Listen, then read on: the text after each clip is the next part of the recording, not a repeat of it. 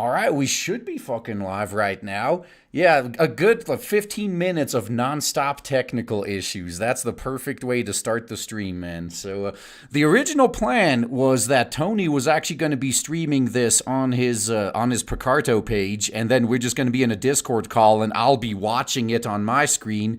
But no, Picardo didn't want to work, yeah, unfortunately, you're just here stuck with me right now. Yeah, just on with my audience. Sorry about that. Picardo, hiccups. Can't do much about it.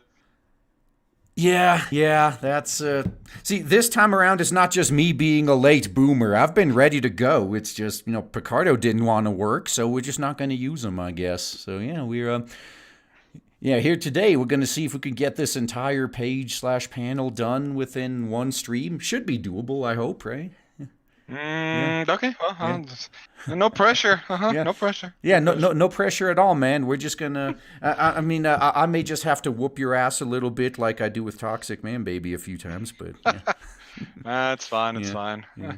Nothing I haven't been before. This is like, oh yeah. No. Okay. Yep. So let's do this. Yeah. So what's on screen right now is just the flat colored version. Colors with the grayscale color separation there in the back, so we can all get started on that. Yeah. And I guess you got all the reference material. It's probably hidden behind the gay porno you have open. So. Oh, of course, yeah. Cannot be without gay porn, man. That's how it works. That's the secret. Shit, our secret's out. I'm gonna get killed. My secret's out. Yeah, well, if you're lucky, maybe they'll kill you for that before the coronavirus does. At least you won't have to suffer with that, right? Oh yeah. Oh man, that's the thing of the day right now. Yeah. Where is coronavirus gonna hit us next time?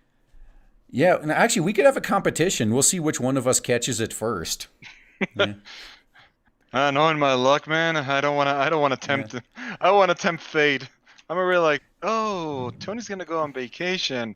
What could I do to screw him over? I know. Hey, get that one of those plagues from the Nile. Remember the ones that we used in Moses? Yeah. Give me the I don't know. What do we have still? 'Cause I think that was like a locust thing a couple of days ago or weeks ago. Was it rain of frogs or something? And the rivers turning to blood and all that? Yeah. And then hail with fire, yeah. That'll happen soon. Oh yeah, so yeah, Toxic Man Baby's in the chat saying, "No, take your time. Don't need this right now." That is true actually. This one, unlike the previous ones I sent over, this one's not an emergency. But yeah, this. But then he also said the rocks don't have to be gray. That's just a placeholder. So yeah, this entire environment, by the way, it's completely separated from the entire rest of the continuity at the moment. Like, this is just the one where Kaj finally makes his appearance and he gets introduced. So this is just he just has his own splash page just to introduce himself. I still think that he should be saying "Notice me, senpai." Well, maybe when we make the plushies, maybe the plushies could be saying. Oh, dude, you make a plushie of this? I want one. Yeah. I want a plushie. Yeah, I kind of figured, everyone else has these cute mascot characters, so, yeah, we need one too, damn it. We need a cute mascot character. Yeah, so we got one right there. We got our cute mascot character. May the shorts be with you. Oh man, yeah. Yeah, that is true. Yeah, he's at least as cute as Yogurt was, right? Yeah, I mean, it is. He has a little bit of charm. I'll give you that. Yeah. That's je ne sais quoi, as they call it. I don't know exactly what it is, but it has it. Then again, I mean, it has those big live eyes that just look into your soul and probably steal it and eat it in front of you as you're still looking at them. I don't know. Look at those eyes. Those eyes are pure love, care, destruction. Yeah, nothing too bad in there, right? Nothing at all. Yeah. I don't see any problem. I don't see anything. Oh my God, why am I on fire? It's like, it's so cute. I want to hum it. What does it smell like? Fire. Why am I on fire? Why am I melting? You didn't need those limbs anyway. You'll be fine without them. Yeah.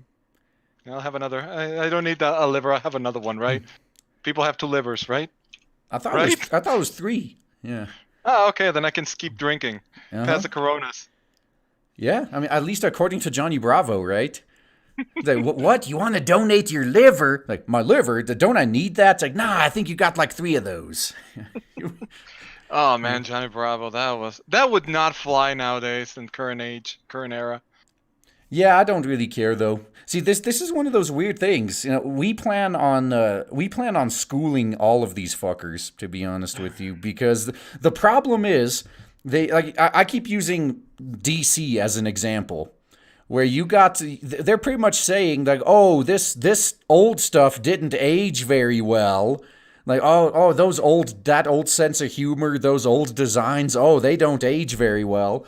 And then Oh Dan yeah. DiDio was, while he was still employed there, he was bitching that, oh, I don't understand why reprints of our old stuff sell better than our new stuff.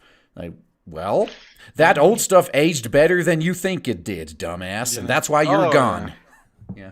Not only that, they're like trying to feel like, oh, we're doing it because we don't want people to be offended. It happened a couple of years ago. I don't know if you heard about it, but they removed Speedy Gonzalez from the Cartoon Network roster because they said the reason was that, oh, we don't want Latin American people to feel offended by the stereotype of Speedy Gonzalez. We said, dude, stop feeling offended by us and give us Speedy Gonzalez. We love Speedy Gonzalez. It's one of our favorite characters in Latin America. Yeah. Think of it like this: it's a Mexican guy that beats the living crap of the Gringo Gato and the Gringo Pato, which were Daffy Duck and Sylvester. Gets all the ladies, and has a cousin that carries a big freaking gun. It's Yeah. like we don't have anything against Speedy Gonzalez. He's fucking awesome. Sorry for the word. No, I curse all the time too. It doesn't matter. Yeah. That's the one thing that YouTube hasn't completely fucked me over on just yet. Okay, awesome. But Because yeah, I curse like a sailor when I get pissed of all the things that are going on in the comic book and the gaming yeah. industry. Well, that's So, why we got to make our own, man. That's why yeah, it's so fucking important that we're doing what we're doing. I mean, they push. Look, the thing is that a lot of people give a lot of flack to people. It's like, look, agenda-driven comics and all that have always existed. They're always been there. The problem is nowadays is like when people let them live. I mean, you want to make a comic about a certain type of agenda or a certain politic view or certain whatever.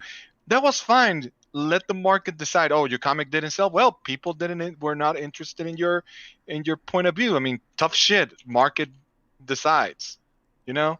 But now it's like, oh, you like, I don't know, sexy comics with a sexy character. Oh no, that's wrong, and you should be feel wrong, and it's wrong of doing it. Like, that's what I love about the comic book in the early 2000s. That's when I started working on comics. It's like I went to San Diego Comic Con, and there was comics out of anything you wanted. There was a comic book from a comic book company that wanted to make a fat girl comic. They had it. They wanted to make a comic about Playboy bunny girls had their own comics, and they let them because it's like, yeah, sure. I mean, will people buy them? I don't know, but I mean, if they buy it, go. I mean, better for you, right? Yeah. But now it's like, Well, oh no, no, and you no, have to buy a specific type of comic, or you're not only bad, you're a horrible person, or a you know what word starts with an N and ends with a you know what. yeah. No, God, and this the funny thing is, people seeing this now, they're pretty much like, oh, okay. So I see reasonable people being called Nazis all the time. So maybe the historical ones were not as bad as everyone seems to say they I are. You know? I Yeah. not quite, but I think the problem is they're using it so like for whatever that it's starting to lose the correct meaning. That's the Yeah. thing. It's Yeah. starting to lose like now people say, "Oh, you're a Nazi." So, Yeah. that's when you know that you're in trouble. When people just are what's the word? Desensitized or sorry, my Desensitized. Yeah. yeah, that's the word. Thank you. Yeah. Pardon me, my English is not my native language, so I apologize if I speak wrong or suddenly a word in Spanish comes out. Oh, do you have your Discord window open off screen? Yeah. Discord. No, I don't have it. You Oh. want me to open it or something? Uh, well, no, I just got another color reference image I could send you. Oh, because I Yeah. have it on actually. Oh, you mean Discord? Sorry, I thought you were talking about. Yeah, I have it here. You can send it. Okay. Cool. Cool. All right. Yeah, just wanted to make sure that it wouldn't pop up all your yaoi on screen when you pop Uh, Discord open to look at it. oh, don't worry. Yeah. My secret Yaoi stash is safe. Yeah. Okie doke. Okay, All right. so this is the what am I doing wrong? Okay, so You're okay, not okay. doing anything wrong. He's just like, oh yeah, we actually got this other reference to we could Oh, say that. okay, so Yeah, this one wasn't ready last time, so gotcha. yeah, Getting all the porn things that I cannot watch are censored. I get it. yeah, All the porn is censored. All the yaoi porn is censored. yeah. Okay. Extremely unfortunate. Yeah. Oh, yeah, that's Yeah, right. No, well. because of the SJWs, it's like the word Nazi now automatically understood to be hyperbolic and not a big deal. Yeah, and to be Hmm. fair, that's actually how it always should have been. The Nazis haven't been important since like 1945. Yeah, Exactly. yeah. So I mean, the fact they that they're making it out to be like it was some big deal like in current year, it's like, oh, we got legions of Nazis roaming the world trying to bring back white supremacy. No, we don't. Oh, Yeah. that's ridiculous. I mean, there's neo-Nazis. Yes, there's always been neo-Nazis. I mean, when I was a kid, I remember watching the news, the international news, and hearing from time to time, oh, these what was it they called it, skinheads or something? They used to Yeah. have like these weird Yeah. extremist things that believe that they're not. No, Look, they're still around, but I think yeah. according to the FBI statistics in the U.S., there's like 4,000 of them. There's way more Antifa terrorists than white supremacists, You want to and, know and the something Antifa incredibly? terrorists do way more damage. So, yeah. You want to hear something incredibly funny? There's actually Mexican Nazis in Mexico. No, I believe it. Yeah, yeah, because that's people who have never been to Mexico don't understand that. No, you got the there. I heard people laughing at the concept of white Mexican, but Oh, yes, I the mean, yeah. Waxicans. No, dude, Yeah, no, I'm. yeah, and that's an actual thing. Like you basically got two groups of people there. You got people who are mostly descended from the natives, and those who are mostly descended from the Spanish. And it's Yeah, the exactly. Spanish ones that are the quote unquote white Mexicans. And that's not Yeah, even like real because the Spaniards are not actually white. They're yeah, brownish. That's because of the Muslims during the yeah. conquest of Spain. I mean, we had Muslims in Spain for 300 years. No, for like 600 years, I Oh think. yeah, yeah, and invading from Morocco. Yeah, yep. Exactly. Oh, so The yeah, got some. So Toxic Man Baby saying no, you're doing it right, and the carapace should be a bit darker than his face and legs. So yeah. yeah, I got just it. I have it selected. This is the see. I have the arms, the face, and the legs are one color, and I have yeah. separated the other ones here, and the All right. red of the chest. Yep. Cool. Yeah, and then also yeah, going back to what we said earlier about how it was like in the late '90s, early 2000s in the comic industry, where you could Yeah. find a comic for everything. Yeah. That's why it was actually somewhat successful back then. It's the same reason manga is successful now. No matter what you're into, there's a manga for you, which is why in Exactly. Japan everybody reads manga. Yeah, but meanwhile here in the U.S. they claim, oh, we're all about inclusivity. This is for everybody, and No, it's instead of not.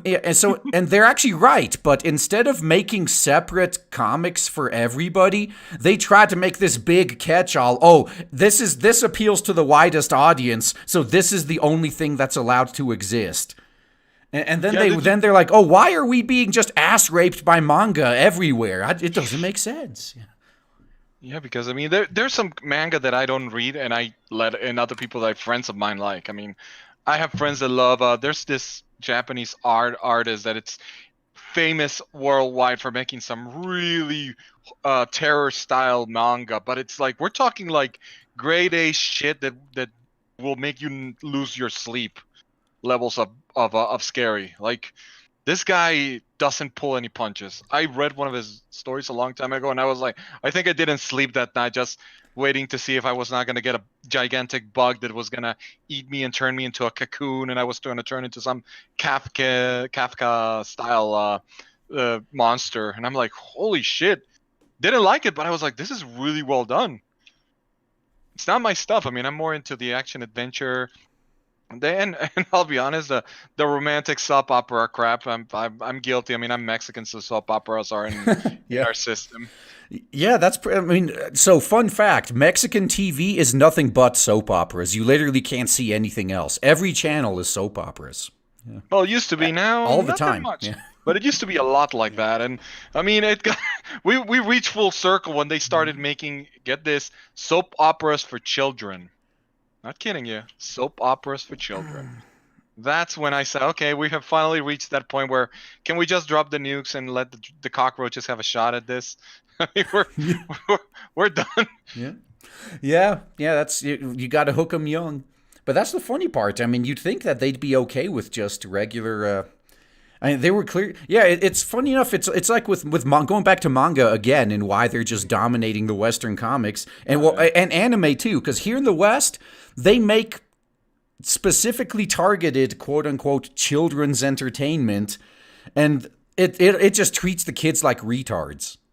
And all the kids in the age group that is supposedly being targeted by this crap the West produces would all prefer manga and anime, because manga and anime, for even the ones made for kids, don't treat their audience like fucking retards. Yeah. It's like you. I mean, every time I hear that, it's like when I was a kid, I didn't have any issue, and I mean, we had Messenger C and Saint Seiya, dude. Saint Seiya was violent as crap. Yeah, characters getting fucking crippled and killed, hands flying all over the place, decapitations. Oh, not in the Western version. That all got censored. Oh no. Or the U.S. version rather. Yeah, and that's why it failed, because Saint Seiya, the main thing about Saint Seiya is a freaking violence. Yeah, luckily for me, I got to watch it. Just like with Dragon Ball, I got to watch the French version, and they they were like full blown violence. And then I saw the Western version, and I'm like, are they sweating Gatorade? Like, is that what's? Oh, they just changed the blood color. Yeah, Okay. I saw the first episode. I think I lasted 5 minutes. And look, I'm a big fan of Saint Seiya. I collect the figures. I have easily more than 60 figures of Saint Seiya. Nerd. Yeah, I know. I don't care. I don't care. I'm a nerd, and I'm very proud of it. Okay, so actually I got Criminal Imagination. Thank you for the $2 there. I was just watching some early 2000s Japanese hardcore wrestling. They really like their blood and painful spots. Yeah. Oh, man, that's... And see, this is one of those really funny things where for the longest time, before the internet came out, manga and anime could have always been very much superior to everything being made in the West, but nobody in the West knew about it outside. Yeah, because there was, the fan subbing community back in the day, you actually had to have a lot of really expensive fucking equipment to make VHS copies. Yes. And that's how fan subbing used to be done. So unless you were in a very small group of super nerds, you didn't even know what this anime shit is until like Akira came out and Ghost in the Shell and all them. But then the internet, we got access to it. So now everybody in the West is comparing the sanitized lowest common denominator garbage that comes out of the West to anime and manga, which, again, you have your sanitized lowest common denominator garbage in manga as well, but then you also have all this other super cool shit. And that would never fly in the West. And, oh, God, I ranted so hard on that where it legitimately just makes my blood boil when I hear someone say, oh, this could never have been made in the West. And I'm like, why not? Okay, fine. If you're not going to make it, we will, motherfucker. Yeah, I mean, and it used to be like that. I mean, remember, the cartoons in the 60s and the 80s? I mean, Thundercats? Yeah, I mean, and sure, it had a few levels of notches of restriction because, I mean, what would the kids think? But still, they were a lot better than what we have right now. Yeah, and heavy metal as well. Oh, yeah, heavy metal. Yeah, no, even then, I will say, I do like a lot of Western animation. I liked Johnny Bravo, Cow and Chicken, Dexter's Lab, Samurai Jack. Like all of those were fucking awesome. I loved those shows. But notice that they all fall in. I mean, other than Samurai Jack anyway, they all fall under the same category. It's all comedy. Because here in even the cartoons. See, I think The Simpsons, or ultimately I think it was mostly Family Guy that ultimately proved that there is an adult audience for cartoons. South But Park. yeah, South Park, yeah. But then even then, notice the trend. They're all comedies. Oh yeah, yeah, yeah. And that's one of the reasons that I think the West really dropped the ball when they refused to make their own hentai for the longest time. Because it's like, oh, nobody's going to watch cartoon porn. The cartoons are for children. You can't make porn. They're for kids. Yeah. And then Japan, and then the internet, came into being, and we all saw hentai, and that's where, yeah, they. All of these idiots who don't know what they're fucking talking about. These are the same idiots, by the way, that are always say, oh, but GTA is going to turn kids into murderers. Like those idiots. Because we keep listening to those fucking morons. The West missed their chance. And they're like, oh, only incel losers watch hentai. And meanwhile, hentai is, I believe it was the number 3 most searched for porn category on Pornhub worldwide last year. And it rises every year. Like, Yep. and meanwhile, now every time the West tries to make their own hentai, they're trying to sanitize it for the feminazis. So nobody watches that shit. Yeah. Yeah. Yeah, and that's why we're trying to change this shit. One property at a time. We're trying to fucking change this shit. Yeah, well, it'll happen eventually, I hope. Yeah, so, but that's my problem with the West right there. Yeah. Oh, so Simon Porthier is here. Yeah. Hello, launch already. I'm waiting. Oh, not yet. Nah, this Soon. is. Yeah, we're gonna launch tomorrow, but yeah. Well, that's faster than Blizzard's. When are we gonna get this? Soon.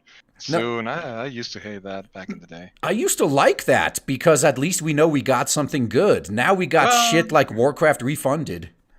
Yep.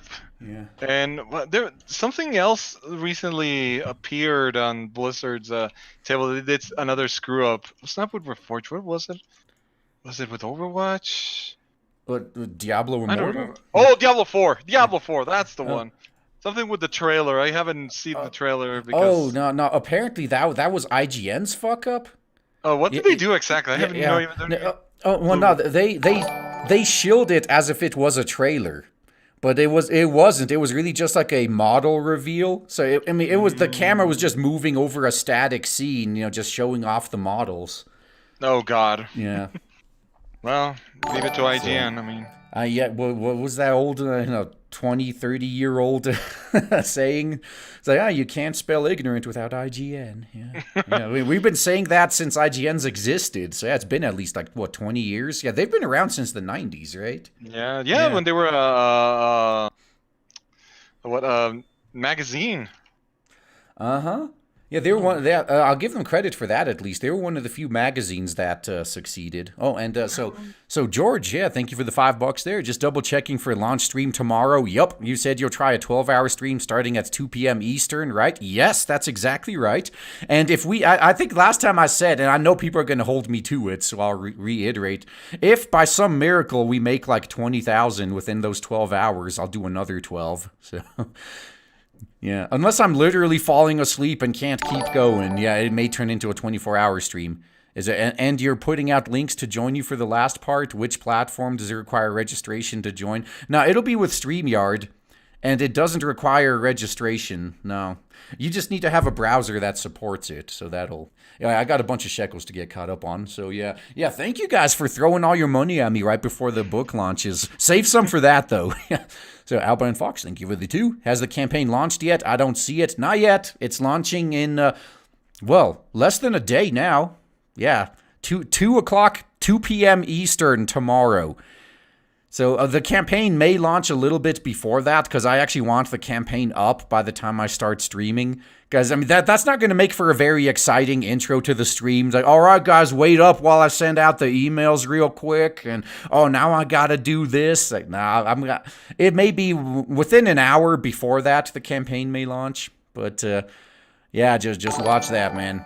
And DeWalt, thank you for the 2. I enjoyed Megas XLR. It was Pimp My Gundam. Yeah, that was a good one, too. As far as the more recent one goes. Yeah. It's a shame what happened to them. Yeah, and when SpongeBob as well. Oh, and Avatar: The Last Airbender, pretty Oh, good. that's a good Yeah. one. That was a Hmm. good one. That had a Yeah. really cool story too. It's a shame that the last part got screwed up by the writers' strike. Yeah. Yeah. But Well, I mean, that's one of those. It's always funny when certain groups of people strike, though. My favorite is I was in the voice actors for video games. They're probably the most easy to replace aspect of a video game, and they're the ones going on strike. Last I checked, it didn't accomplish anything. no, it didn't. I mean, Yeah. I don't recall hearing any people from the strike said, "Yeah, we won. We got." It's like you just lost a lot of money, and well, book 3 of Avatar got Yeah. screwed over because of that. Yeah. Oh well, yeah. Actually, I was wondering what the hell was going on with that because I thought maybe it was just underperforming or something, but it apparently wasn't. Because I mean, I remember it was on Nickelodeon. It was originally Hmm. airing, and I actually remember that. They aired a few episodes and then nothing for like Nothing. weeks, months on end, and then Exactly. yeah, and then the last 4 episodes were supposed to Like come out, and then super yeah, fast, like they pushed like yeah, turbo. Like, wait, yeah. what's going on? Wait, what's No, the Emperor doing? Wait, the no, comet is coming? What? yeah, no, and then they launched they released the last 4 episodes in one chunk, like Yeah. months after the previous one came out, and yeah, originally back then I wasn't paying attention to this like all the politics and all that around it, so I just thought like, wow, this show must be doing bad for Nickelodeon to be fucking with it like this, Yeah, but no, it was yeah. the freaking strike screwed them over because they were gonna put a lot more story because I mean remember how the last season 3 started? It's starting really slow, creating momentum. All the backstory about Zuko now being Yeah, part of the there the should have Aang been. I team. think they were just like with Legend of Korra. They were probably planning 4 books. There's 4 elements, right? And yeah, Yeah, and then they actually made a joke in San Diego Comic Con about book 4. yeah. After Avatar ended, they made a in the Nickelodeon Avatar panel. They made we're gonna release episode 4, and they basically make a joke where Aang Aang pisses off a Katara for being such a I don't know what to name him. Like very very like oh look everything's lovely birds and bees like I want something more spicy and stuff. So going back to Suko, and then Avatar I mean Aang ends up with Azula. And they used all fan art that they got over the years from Nickelodeon to make the animations. They just Oh, made the perfect. the, the the mouths open and talk. There's actually a video on YouTube. I actually saw it live, so I was like laughing my ass off when that happened. Here's book 4, air. And I remember, I think didn't even use the actual voices. They were all like fan made or something too.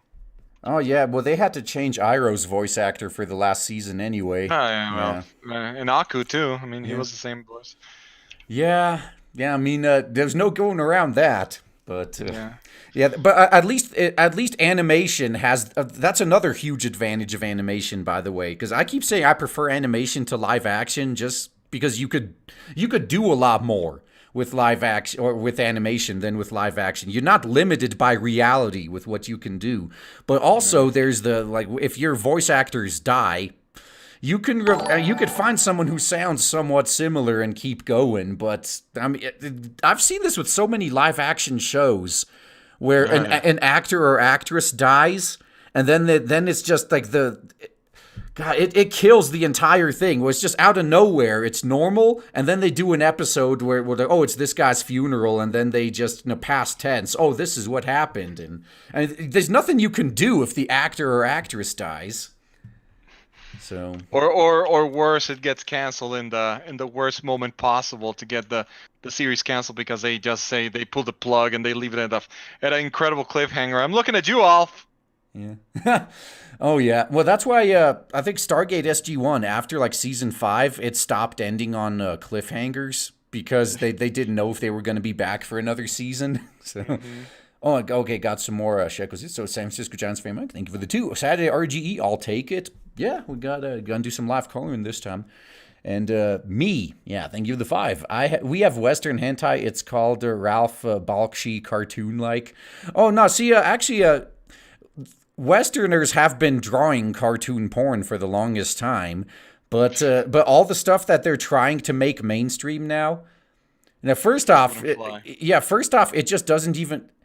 There are a few Western artists who could do it well, and but most of them, I mean, it doesn't look as good as their Japanese counterparts, not gonna lie. But then there's also the fact that the reason that Japanese hentai is so fucking popular is for the same reason manga is dominating Western comics. No matter what sort of sick shit you're into, you can find a hentai for you.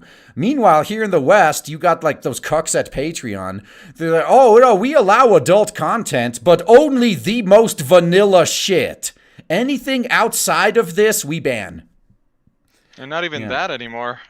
Now it has to be inclusive, or else you get the other punch in the you know what.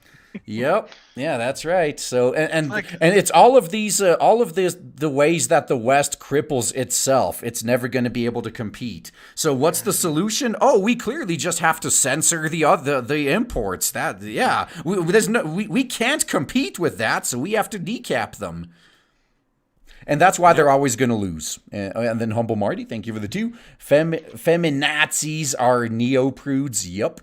Yeah, they are. And that's another thing that it really pisses off some of the religious fundamentalists. Because I refer to them as SJW Classic. Because they're the original SJWs. That's a good one. Yeah, and they get so pissed when I call them that. It's like, but dude, every time you do something, you prove me right. My favorite is all of them get so triggered by just the mention of horseshoe theory, and then the very next sentence they prove it right. It's really hilarious. I've actually had this. Was this right winger who was just. He was all pretty big about, my free speech, but then he was crusading against my degeneracy. And I said, like, wait a minute. It's like, whatever happens to all the freedom you allegedly support? And then, completely unironically, he said, and I quote, oh, you're free to be as degenerate as you want. You just have to accept that there's consequences for it. And I'm like, and you're telling me you're not just like the left-wing SJWs? Because that's literally what they say. Oh, you're free to say whatever you want. You just have to accept the consequences. How does the saying go? It's for me but not for ye, or what? Rules for thee but not for me. Yeah, that's the right. one. Yeah, and I explain exactly what's going on as well, in that whoever is not in power is always going to support freedom, because you don't need freedom to agree with whoever holds power. You need it to be the dissent.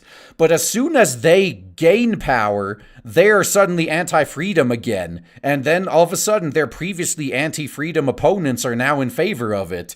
And that's why they keep flip-flopping. If whoever won stuck to what they said and actually stayed pro-freedom, they'd probably stay in power forever. But neither of these worthless political sides actually cares about freedom. They just want to be in power to force their own ideology on everybody else. They only support freedom when it gets in the way of that. And that's the problem, because it used to be like everyone had a chance to do whatever they wanted, as long as they were not doing, like, I'm not saying that there's some sick things that I don't approve. There's some like hurting kids or stuff like that. Now that's illegal, and I approve on getting that prohibited. I'm not like completely like everything should be done. But it's like, you really need to understand that if there has to be a point where it's like, let people do. I mean, they're making a porn comic. Yeah, does it hurt anyone? No, and that's the point, by the way. That's the point. Is if there's no victim, there's no crime. Exactly. If you can't show me who's being hurt by these people doing this, then you need to get fucked. Get out. I don't care what you... Yeah, but then the right is like, oh, but it's degenerate. I don't give a fuck. Shut the fuck up and go away. The reason I'm ripping on the right so much now is, I've been voting with them for the past couple of elections because the left has been the greater evil. But now that they seem to think that they got everything in the bag, they're letting the mask slip a bit, like we saw with Gab, for example. Oh yeah, yeah, yeah. Yeah. So, and then they're like, oh, so you were never really with us all along. Exactly.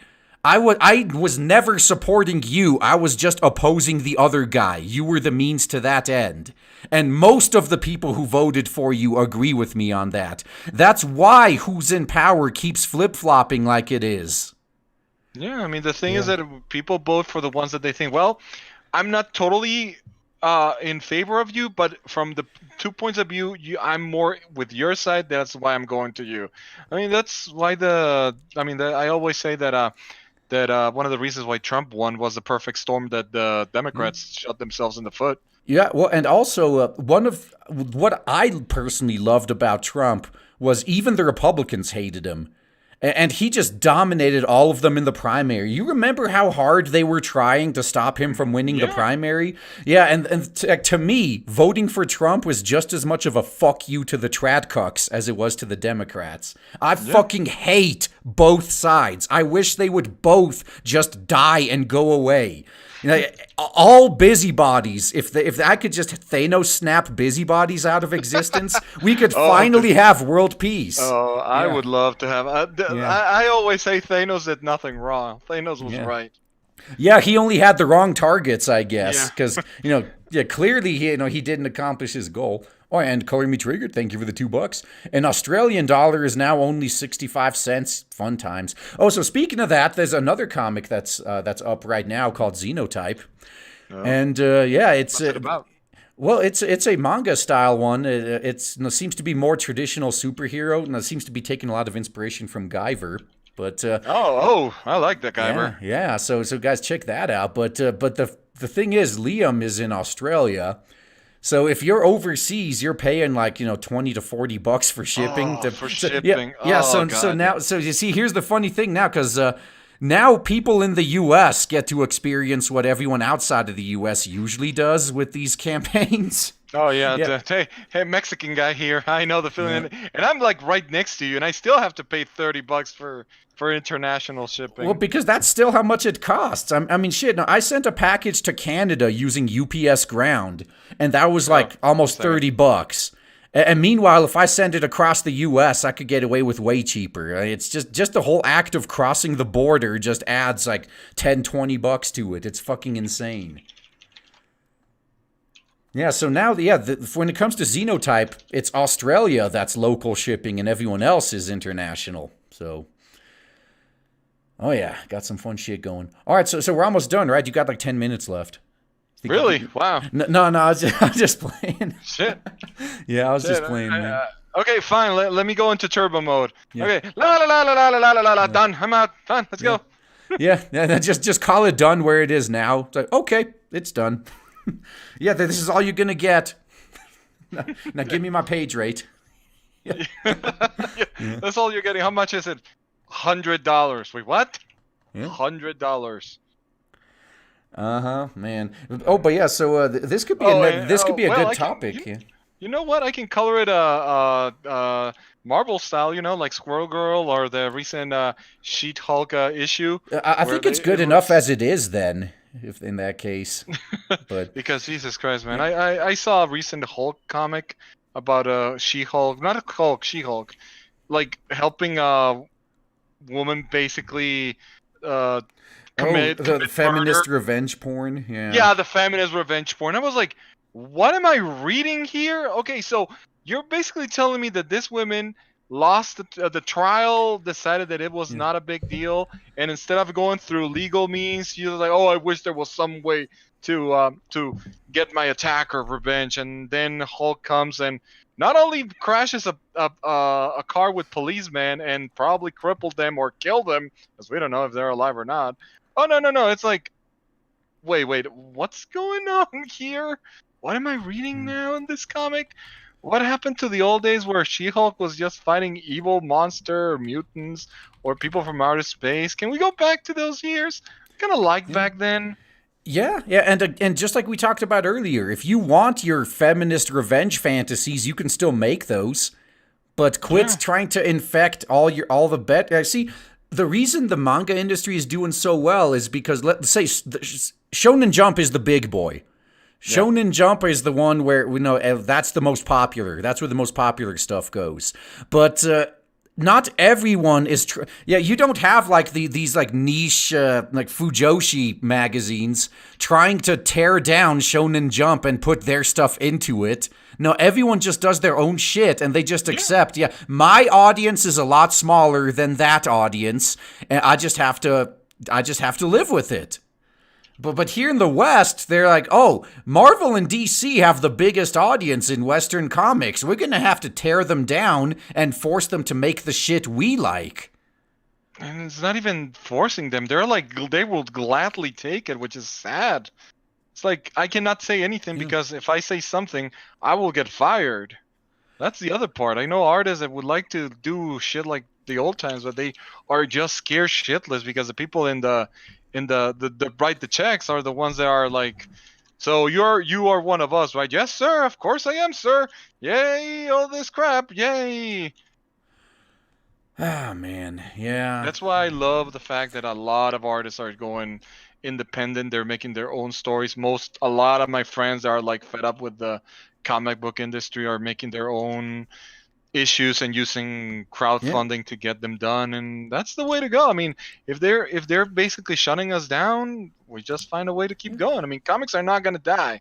Yeah, and I keep saying too that the sooner you bail out, the better. Because and now I understand, like, oh, you're afraid to lose your job, you got to put food on the table and all that shit, but we're gonna remember who the people were who are like, and I know some of them even they're told, oh, if you don't disavow this person or this group, and then so they have to go out and do it. But we're gonna remember who these people were who were trying to tear us down while we were trying to make our own thing. And let's just say, I don't care about your fucking excuses. If you've ever tried to tear me down, don't ever expect me to lend you a helping hand. Now, I'm not going to do what you did to me. I'm not going to go try to destroy your own projects when you eventually do it. But I sure as fuck am not going to support or help you in any way. If you tried to take me down, you're never getting any help from me. Never. I don't care about your fucking excuses. That is true. So, I mean, but that's the consequences you have to live with, and if they bitch about that, it's like, well, I mean, you kind of put yourself in that. It's like me. I had to basically sacrifice my coloring career to a point because my mother passed away. I had a lot of mental issues. I had to take care of my father. I had to come back to take care of my dad because he was a complete and total wreck. So I put a lot of things on hold. I put my coloring career on hold. I was working on a working visa because yes, I'm one of those weird Mexicans that want to do the right thing, not just jump the lake and stay over there. I mean, so I was working on a working visa, which is a living nightmare. But that's a tale for another time. But yeah, I mean, I had to put everything on hold, and I knew what I was getting at. I'm not blaming. It's so hard to go back into the industry. Why would you want to? Yeah, that's my question now. That's the other thing. I'm like, imagine being on the Titanic, and then you're already in the lifeboat, and the ship is sinking, and you're like, I want to go back on the ship. Exactly. That's what I think. Now I think it as a. Maybe this was like a blessing in disguise. I just didn't see it. Because Jesus Christ, man. Just some people are like freaking crazy nowadays. The sad part is some of those crazy people are people I considered friends back in the day. And the sad part is that they were normal. Were they? Yeah, because this is where it gets interesting. Because I think other people keep. Penny Arcade came out with what they call the greater internet fuckwad theory, where if you take a regular person and add anonymity, you get a total fuckwad. And I think the equation's right. It just needs to be moved around a bit. I think if you take a total fuckwad and remove their anonymity, you get a normal person. Because I honestly believe how you behave when there's no consequences for your actions is who you really are. So all these people who we think, oh, they were so normal until they got on Twitter. It's like, no, Twitter was how they act on Twitter is who they really are. The real personality. Yeah, so they just keep that in check, or no, when there's actually consequences for their actions.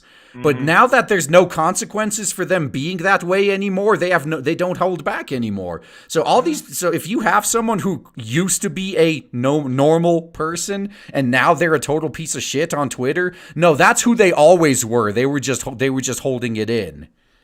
That's an interesting theory, and it holds ground. Yeah. Say that it's right or wrong, but it's interesting. I will say that. But yeah, it's sad because there are people that I shared bread. Hell, sometimes I even shared a room with when going to conventions, and it's like, what the hell happened? You were on this side, and now you're like, what happened to you? You were supposed to bring balance to the force, not dropped it in darkness or whatever it was called. Yep, I know. No, I'm really thankful for this because it sucks to lose friends, but then you realize they were never your real friends to begin with. And sometimes this needs to happen so you know who your real friends are. You know who actually has your back and who's going to stick a knife in it. Mm-hmm.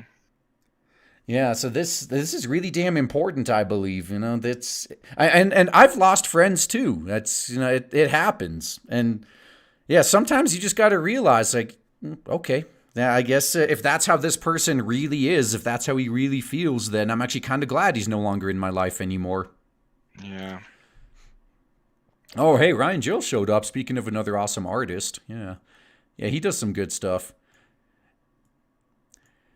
Oh, God, but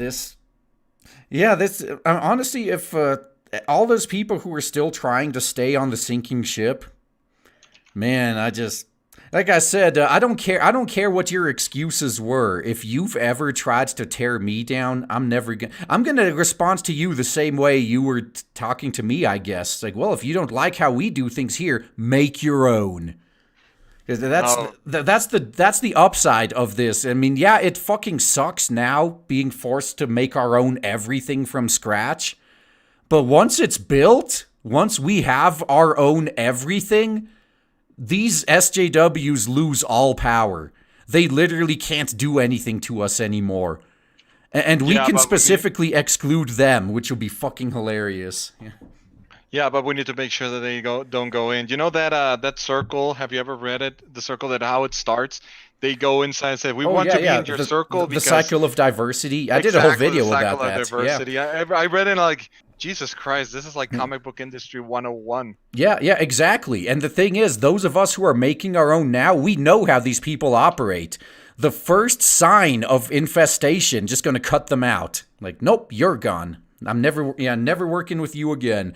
Yeah, like, see, if I was working with an artist, and then all of a sudden, the longer we work together, the more they're like, oh, yeah, I think this character is too sexualized, and I'm never working with you again. Yeah, get out. Yeah. Yep. Get out. I'm finding a new artist. See ya. Yeah. Now, that type of criticism, I mean, maybe it would be valid if I was making something for 5-year-olds, but no, it's... See, you gotta, I mean, the reason they can infiltrate like this is because the industry is no longer ran by fans. The industry is ran by bean counters and investors and shareholders and focus groups, because real fans who actually like the things that the industry produces can tell the difference between legitimate criticism and this concern trolling shit that they do. So as long as we, the real fans, are in charge, they will never get in. And I stand by that.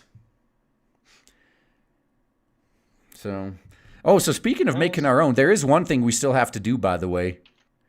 Yeah, we still, because, I mean, we're us in the U.S., we're experiencing this with Xenotype right now.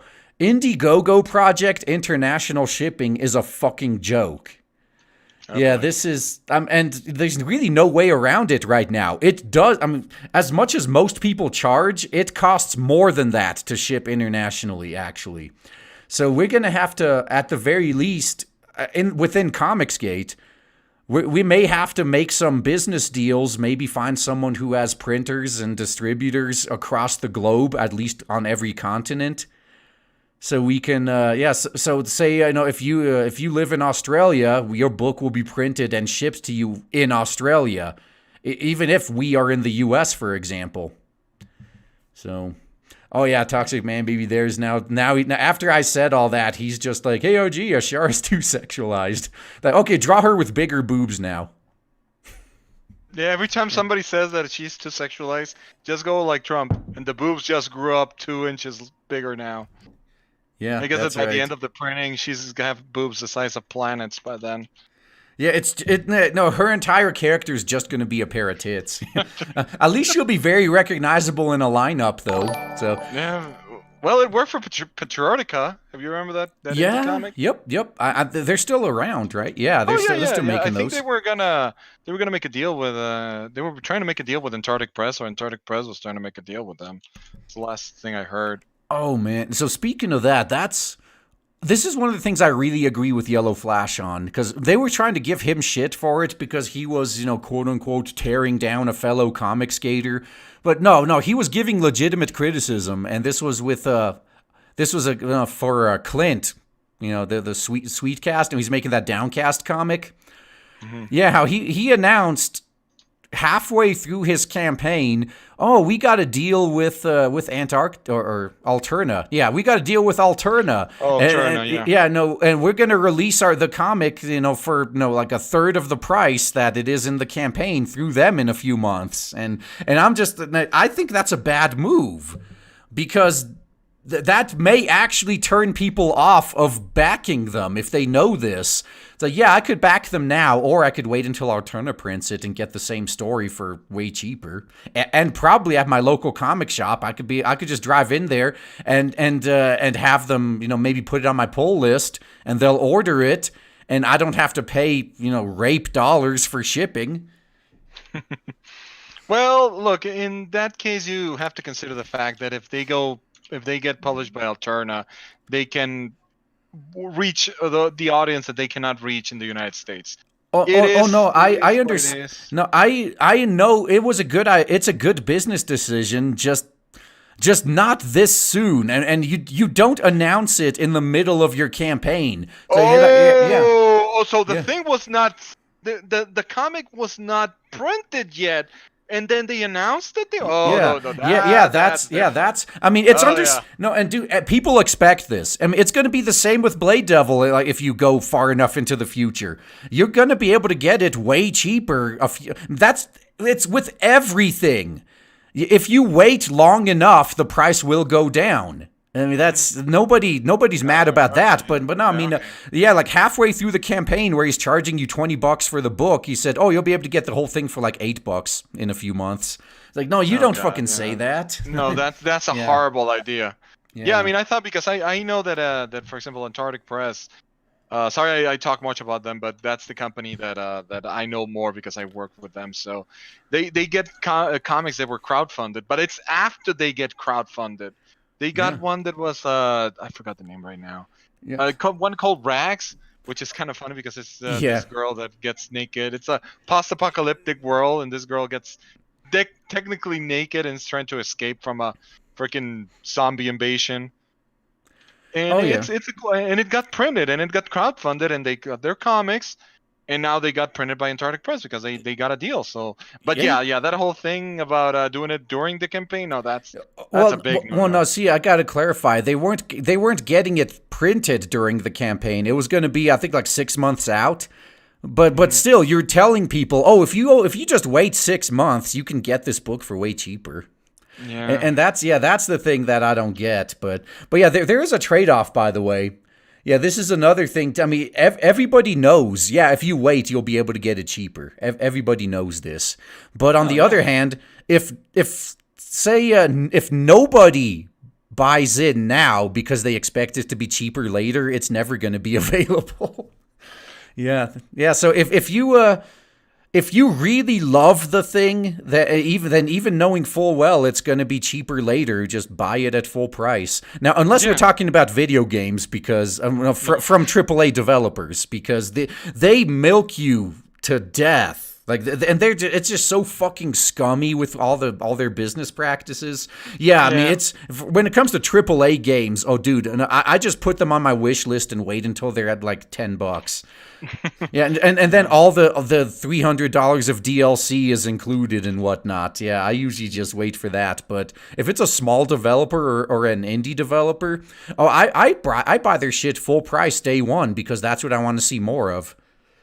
Yeah, I mean, you have to support it. The thing is that when it's a comic, even if they get later a publishing thing, you still need to support it because, I mean, artists, I mean, indie comics don't have the pleasure of having all the good things that the published media has. I mean, you don't have any contacts, you don't have any publishing contacts, you don't have any distribution contacts because I mean, that's one of the main reasons why the comic book industry is so fucked up. Is like if you want to make your own comic, you won't be able to put it in a comic book store.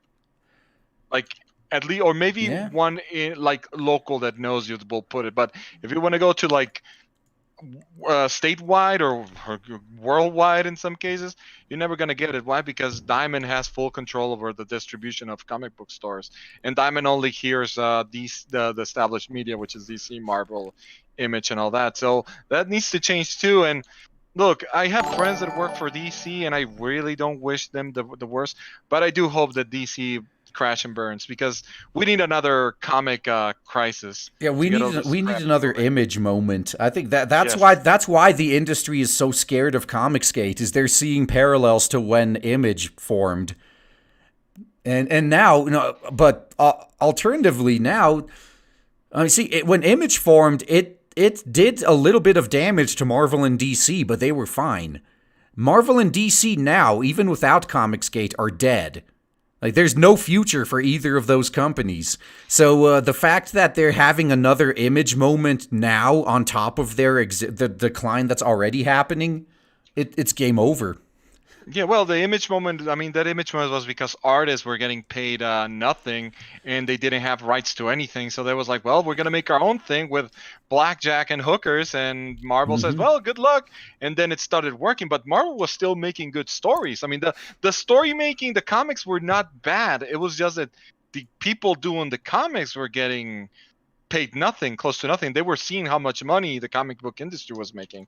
So they decided we're going to make our own, and that's why Image was created. It was artist stuff. They wanted to do their own stuff. They wanted to have ownership of their own stuff, but basically it was because they wanted the money that Marvel was making.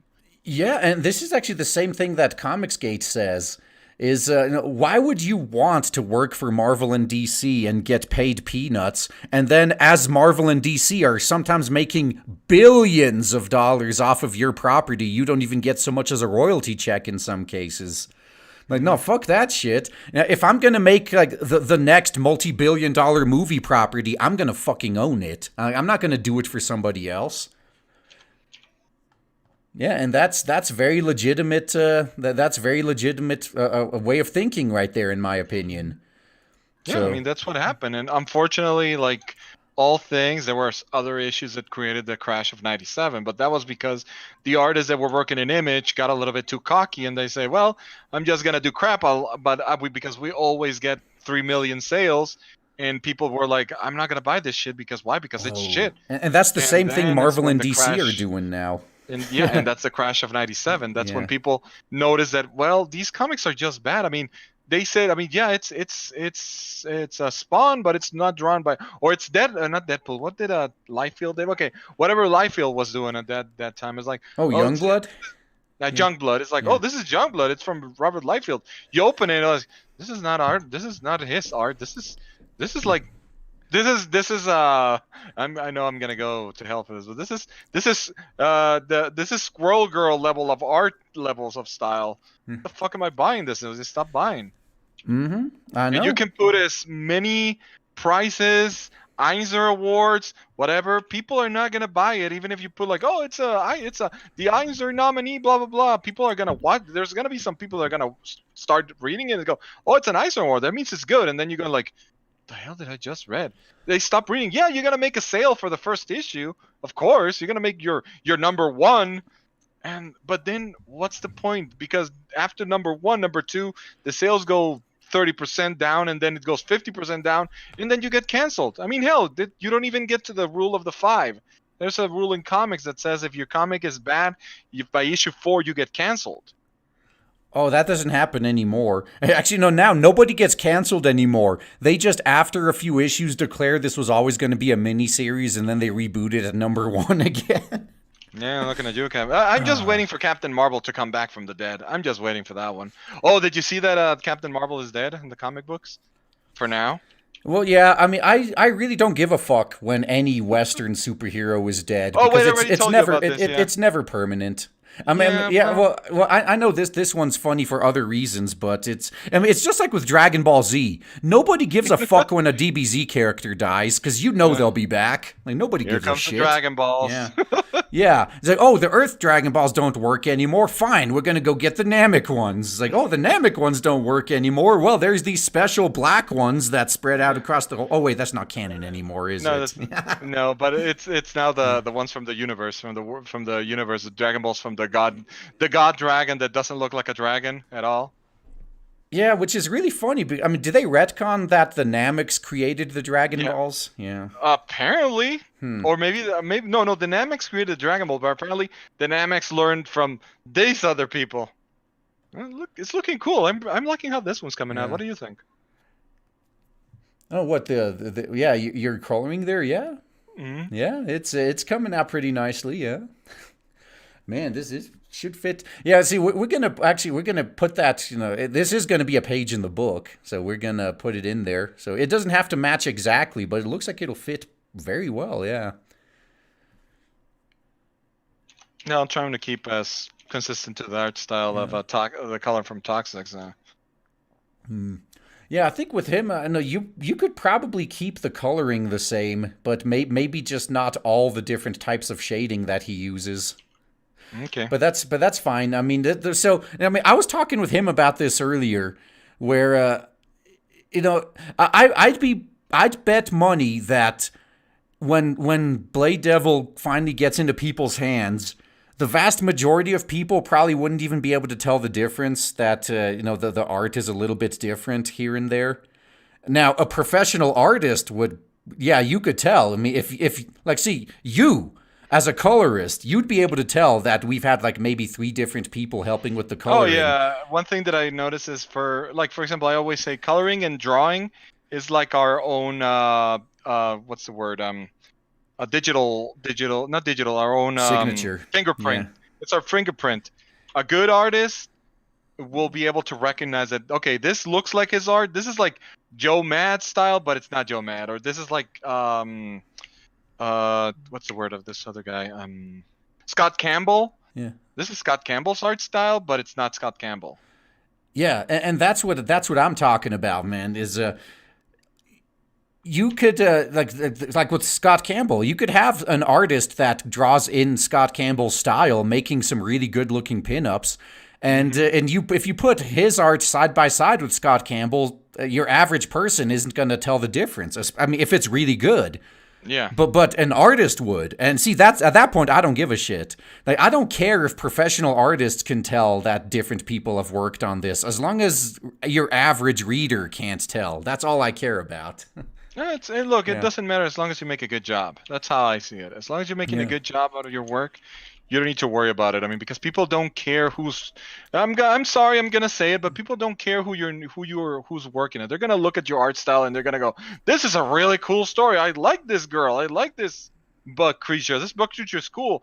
And you shouldn't feel bad that they don't remember your name. That's the reason why you were making the comic.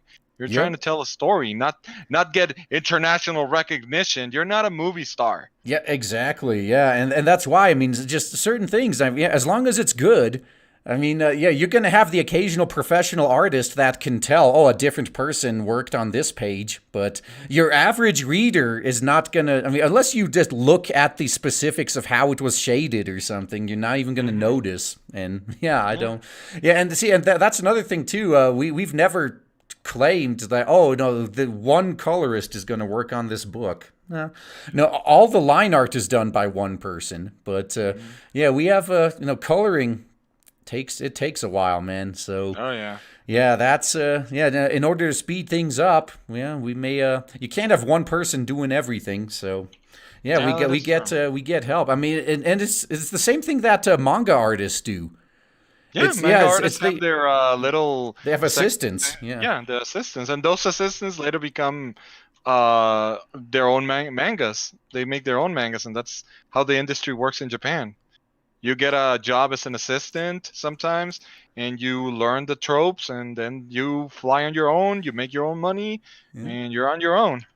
Yep. All right. So what's Toxic have to say? So he's saying you don't have to stick to my exact colors from the concept. There was no background on that. Yeah, that's true. It's although you've talked with him about this in depth in the group chats where it's yeah, the environment is what yeah, the environment is gonna determine the ultimate color. Yep.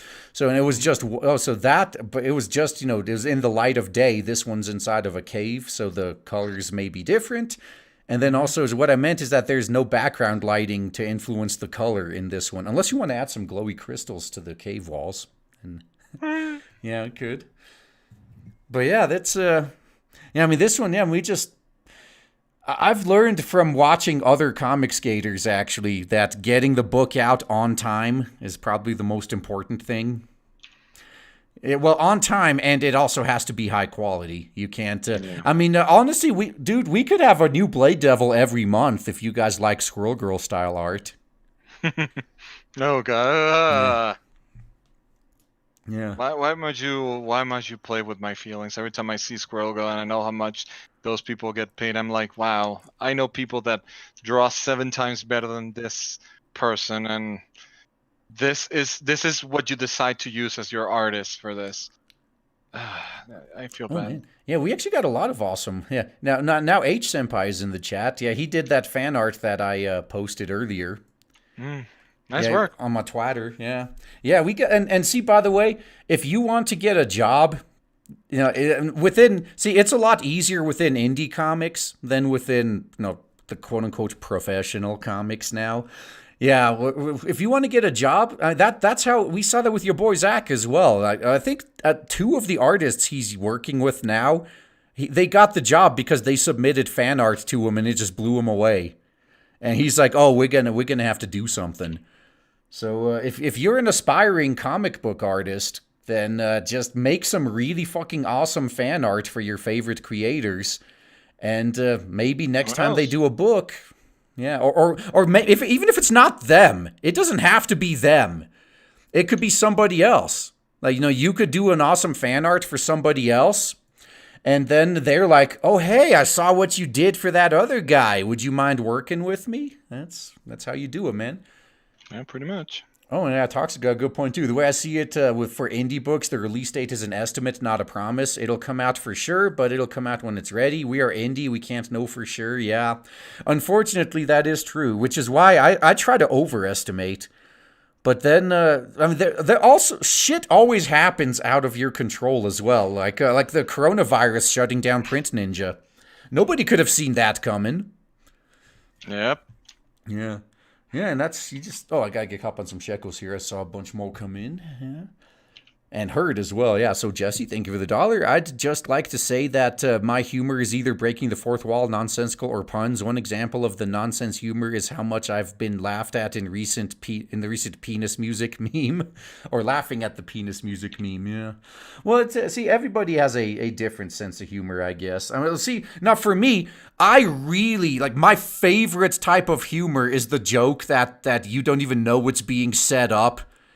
And then they just throw it at you, like, oh. Then my favorite example about this. So actually, have you guys seen? Did you guys watch Ethan's stream last night when they were going over Mike's new Kickstarter? And Cecil was ironically just pretending to almost die laughing at all the jokes, which weren't funny. But Cecil was there like, he was going all out, but that was me in real life in Land of the Lustrous. Because this doesn't really count as a spoiler, but so for multiple volumes, like literally hundreds of pages of the book, it's always been this big mystery as to why the Lunarians never attacked during the night. They only ever attacked during the day. So all the gems started feeling safe at night, and it's like, oh yeah, they never attack during the night, and they all had all these theories, like, oh, maybe their technology draws power from the sun like we do, so they can't use it at night and whatnot. So yeah, for hundreds of fucking pages of this comic, that was a big mystery. Like, why do they always attack during the day? And then when you finally learn the answer, it really just boils down to, like, they just didn't feel like attacking at night. They could. They had the ability to do so. They just didn't fucking feel like it. And I was just laughing so fucking hard when that... Yeah, because they... Well, okay, I guess if I told any more, that would be a spoiler. But yeah, they just didn't feel like it. That was the reason. Nothing was stopping them. They could have done it, they just didn't want to. They wanted to sleep at night, I guess. To each his own. Yeah, and that was the explanation. It's like, oh, well, why don't you attack us at night? It's like, don't fucking feel like it. Yeah. That's a good way of doing a cliffhanger. Give a fuck. Yeah. Give a shit. That's literally what it was. Now the actual reason was they had they had a labor union that just needed something to do, so they decided to make night attacks against the rules. So basically, they just didn't feel like it. Yeah. Yeah. So I love that. Oh, then and also with with the anime version of Otome Yokai Zakuro. I fucking loved that. Even though I think that's one of those anime that was probably more aimed at girls, but I really liked it, and especially the first. So the way it worked is, usually Zakura was the one that did the fighting, and her three friends. They cast this spell to power her up, but the spell, you had to do a song and dance to activate the spell.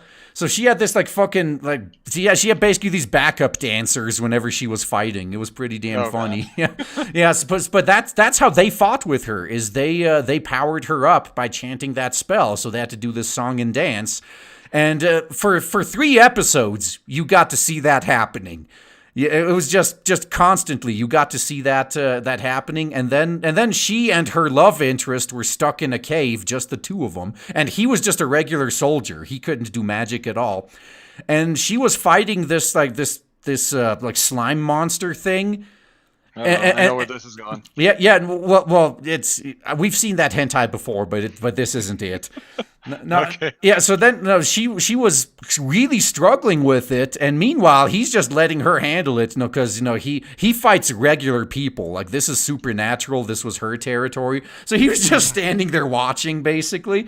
And then she turns to him all mad. She's like, "Motherfucker, help me out here!" So then he starts singing and dancing, and I just bust out laughing because they've been setting that joke up for 3 fucking episodes, and then they finally delivered it like that. And I almost bricked my laptop because I was drinking right when that happened and just spit it all over the place. Man. Yeah, see, now that's the type of humor I like the best, where it's, you don't even know the joke is being set up for, multiple hundreds of pages sometimes, and then they just drop it on you. Yeah, I agree. Coloring, this says here that this is why I love digital art. Copic is damn expensive. Yeah, copics are expensive, and there's another thing why I love digital art over traditional coloring with Copic markers. I don't have any undo tool. If I screw up a picture... That's it. It's screwed. Uh-huh. Yeah, no, and that's why I think everybody does coloring digitally now.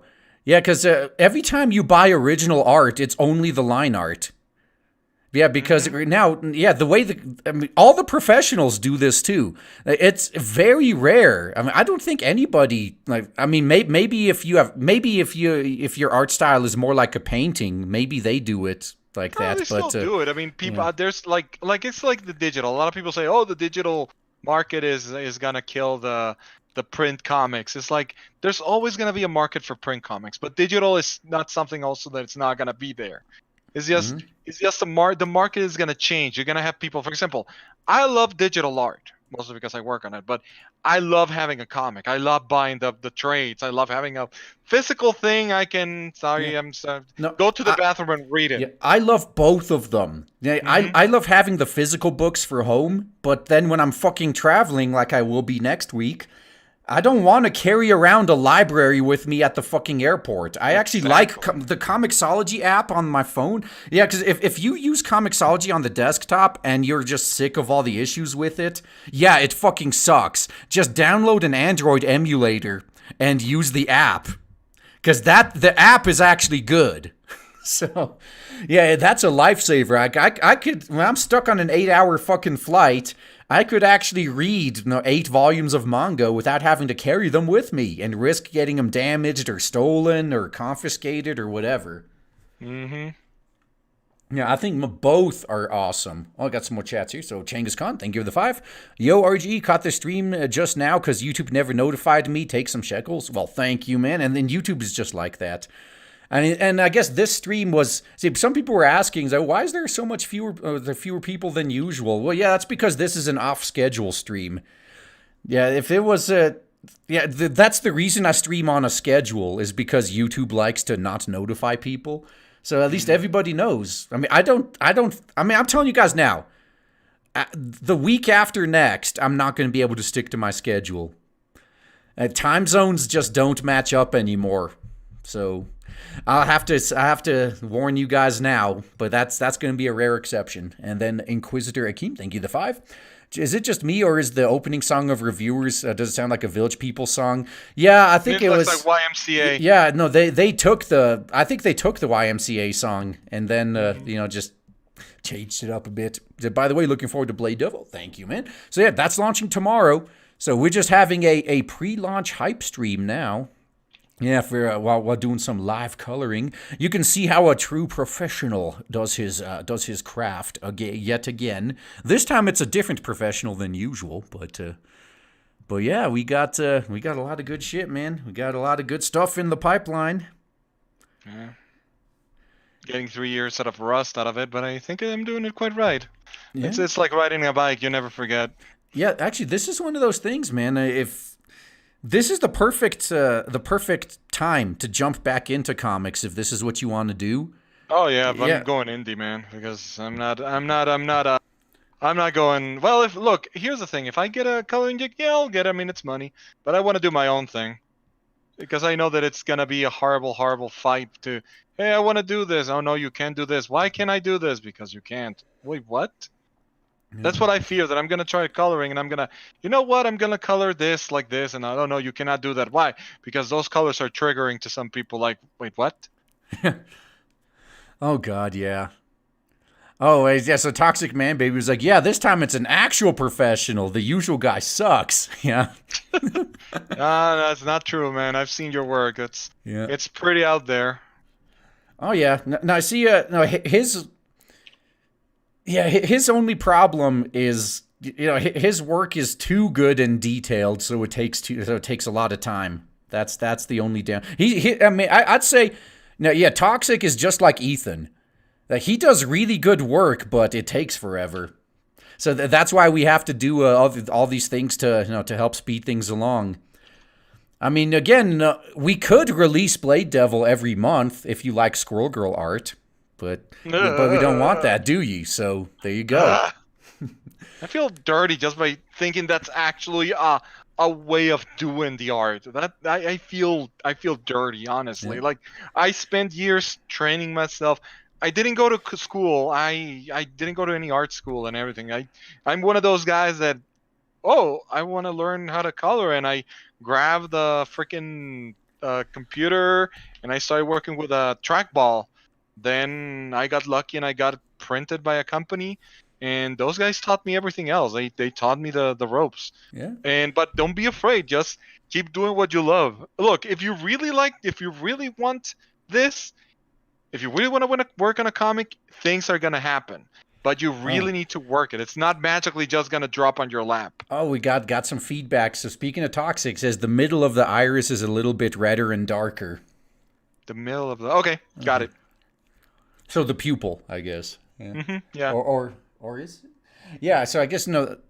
Okay, so you got what should be the white, so we're gonna call the yellows, and then you got the iris, and then the pupil. So, Yeah, yeah, yeah, this part here. yeah. Okay, that's Okay. fine. Oh, big. All right, no, you're gonna now you have to throw it all out and start over again. Ah, god Yeah. damn it. Yeah, no, the whole thing sucks now. Start over. Yeah, get it done. Yeah. Now that's how it would be if you were drawing on paper. Oh yeah, definitely. Yeah, and no, and God, I know this. Just I remember in school, I'm boomer enough to remember when we actually had to write on paper in pen, and when they transitioned us away from pencils to using pens as we advanced in the grades, I was so fucking pissed. Because with pencil, if you make a mistake, you can erase it. But then I was like, I was doing an assignment. We had to write like 5 pages, and I'm getting like I'm on the second to last line at the very end, and then and then I make a mistake and I have to rewrite that entire fucking page. Oh, that was so pissed me off so much. Yeah. I'm old enough to know that I was the last generation in my school to have Oh typing no, machine. he's okay. So he's saying is like no, he didn't. No, he did mean the iris. Yeah. Oh, okay, Yeah. okay, gotcha. Yeah. Okay, so I know what to do now. No problem. This is fixable. Well, no, it's no. The pupil was dark too. But yeah, I mean, I guess if you look at the reference image I sent you earlier, you Oh, you okay, can let me probably see. see it a lot better. Okay, I got it. No problem. That's easy. Yeah. Let me throw everything I made now and start again. Yeah. Punish myself for making a horrible mistake. I deserve to be punished. Yeah, you're clearly a noob. You should just be put out of your misery. No more coloring gigs. Yeah, Just exactly. go outside and get Corona-chan. It's yeah. Man. Yeah, no, but now I'm not only just saying, that working for indies is the way to go, but now in particular it's the way to go just because of how many of them there are. Now, I think there's a lot of people who are on the ropes thinking about going the indie route with comics. But some people waited too long. I'm honestly thinking that this year is going to be busy. Like ridiculously fucking busy in the comics sphere. Because now, I mean, everybody saw how much money Ethan and your boy Zach and all them made. So they're like, oh, I want a piece of that. And now, yeah, this is why, I know, was it Xenotype launched today? Brand Book 2 launched today. Ethan is launching on the 15th. There's so many good books coming out in such a short time span, and if we delayed to avoid competing with them, we'd never launch, because there's always something good coming out. Oh, yeah. Yeah, so and now, yeah, we just like, man, fuck it. I've been saying since like last year it's coming out in March, so we're going to launch it in fucking March. I don't care what happens.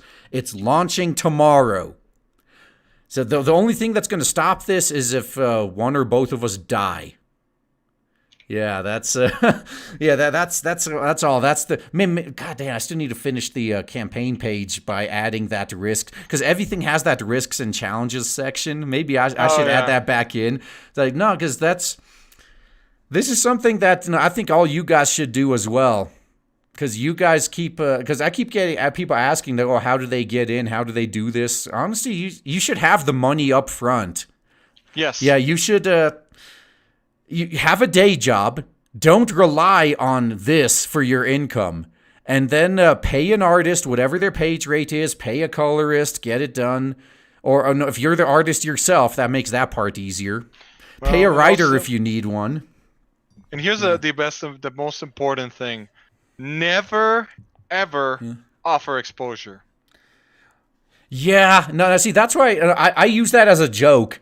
Because, I mean, there's going to be side stories in the Blade Devil book. Because now this is part of, again, this. You guys want to know how the sausage is made? I'll tell you. So there's only so much one person can do. But we still want to expand the length of the book without giving more work to Toxic.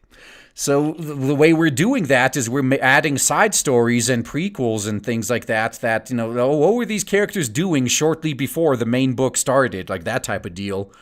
We're doing that with other artists. And that's part of the joke is, when I was talking to some of these guys who are doing the side stories. It's like, oh yeah, I'll pay you with exposure and shekels. So, yeah, so you get both. I mean, yeah, you get the exposure of being on Blade Devil, should it succeed. But you also getting paid. You are also getting the shekels. Like, you're getting your page rate, and then you also get exposure. So, but yeah, so I did that as a joke. Like, oh yeah, we'll pay you in exposure and shekels.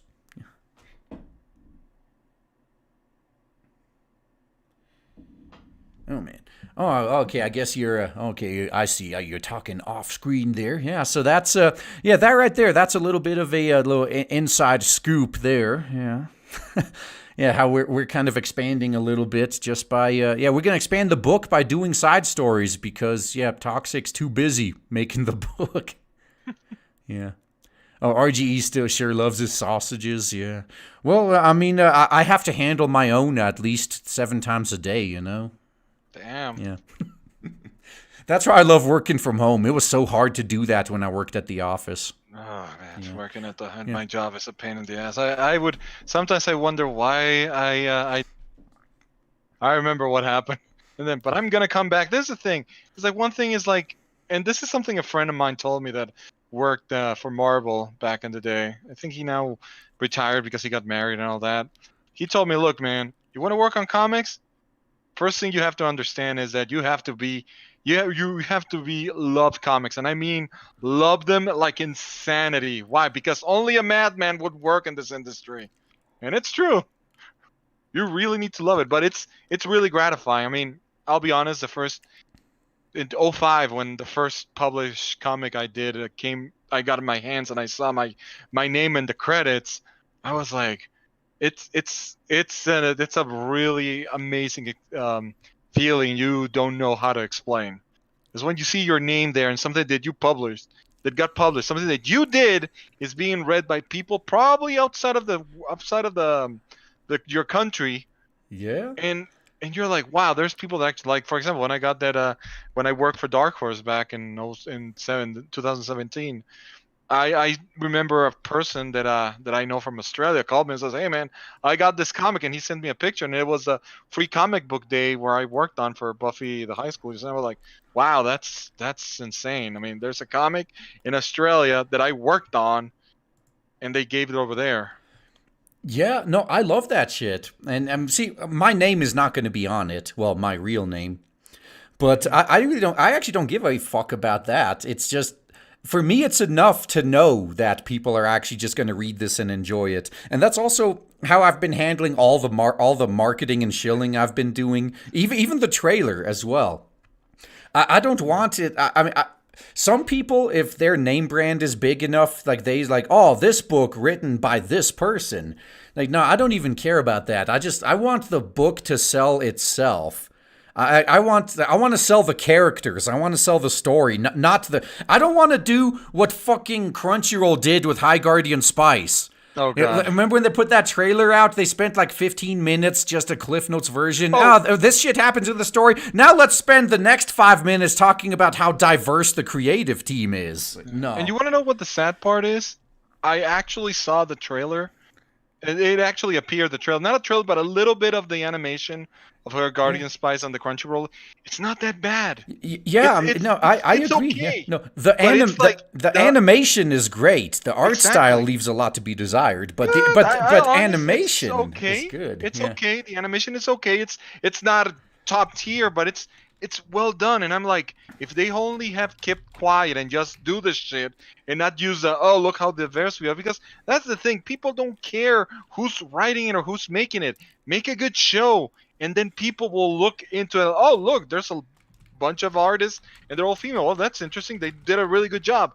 But that's the thing. You don't need to slap what you are. Hell, I'm Mexican and I don't use I'm Mexican, give me job things. I feel bad if I get hired because of my ethnicity or what's dangling between my balls. I think that's more of an insult for the artist than actually something good. It's like, oh, we're getting you. We chose you. Oh, why did you choose me? You like my work? No, it's because you're Mexican. Like, wait, what? We didn't meet our diversity quota, so we had to fix that. It's like, so you're telling me is there are other people in the same group that you choose that are better than me, but you went for me because I'm from another country.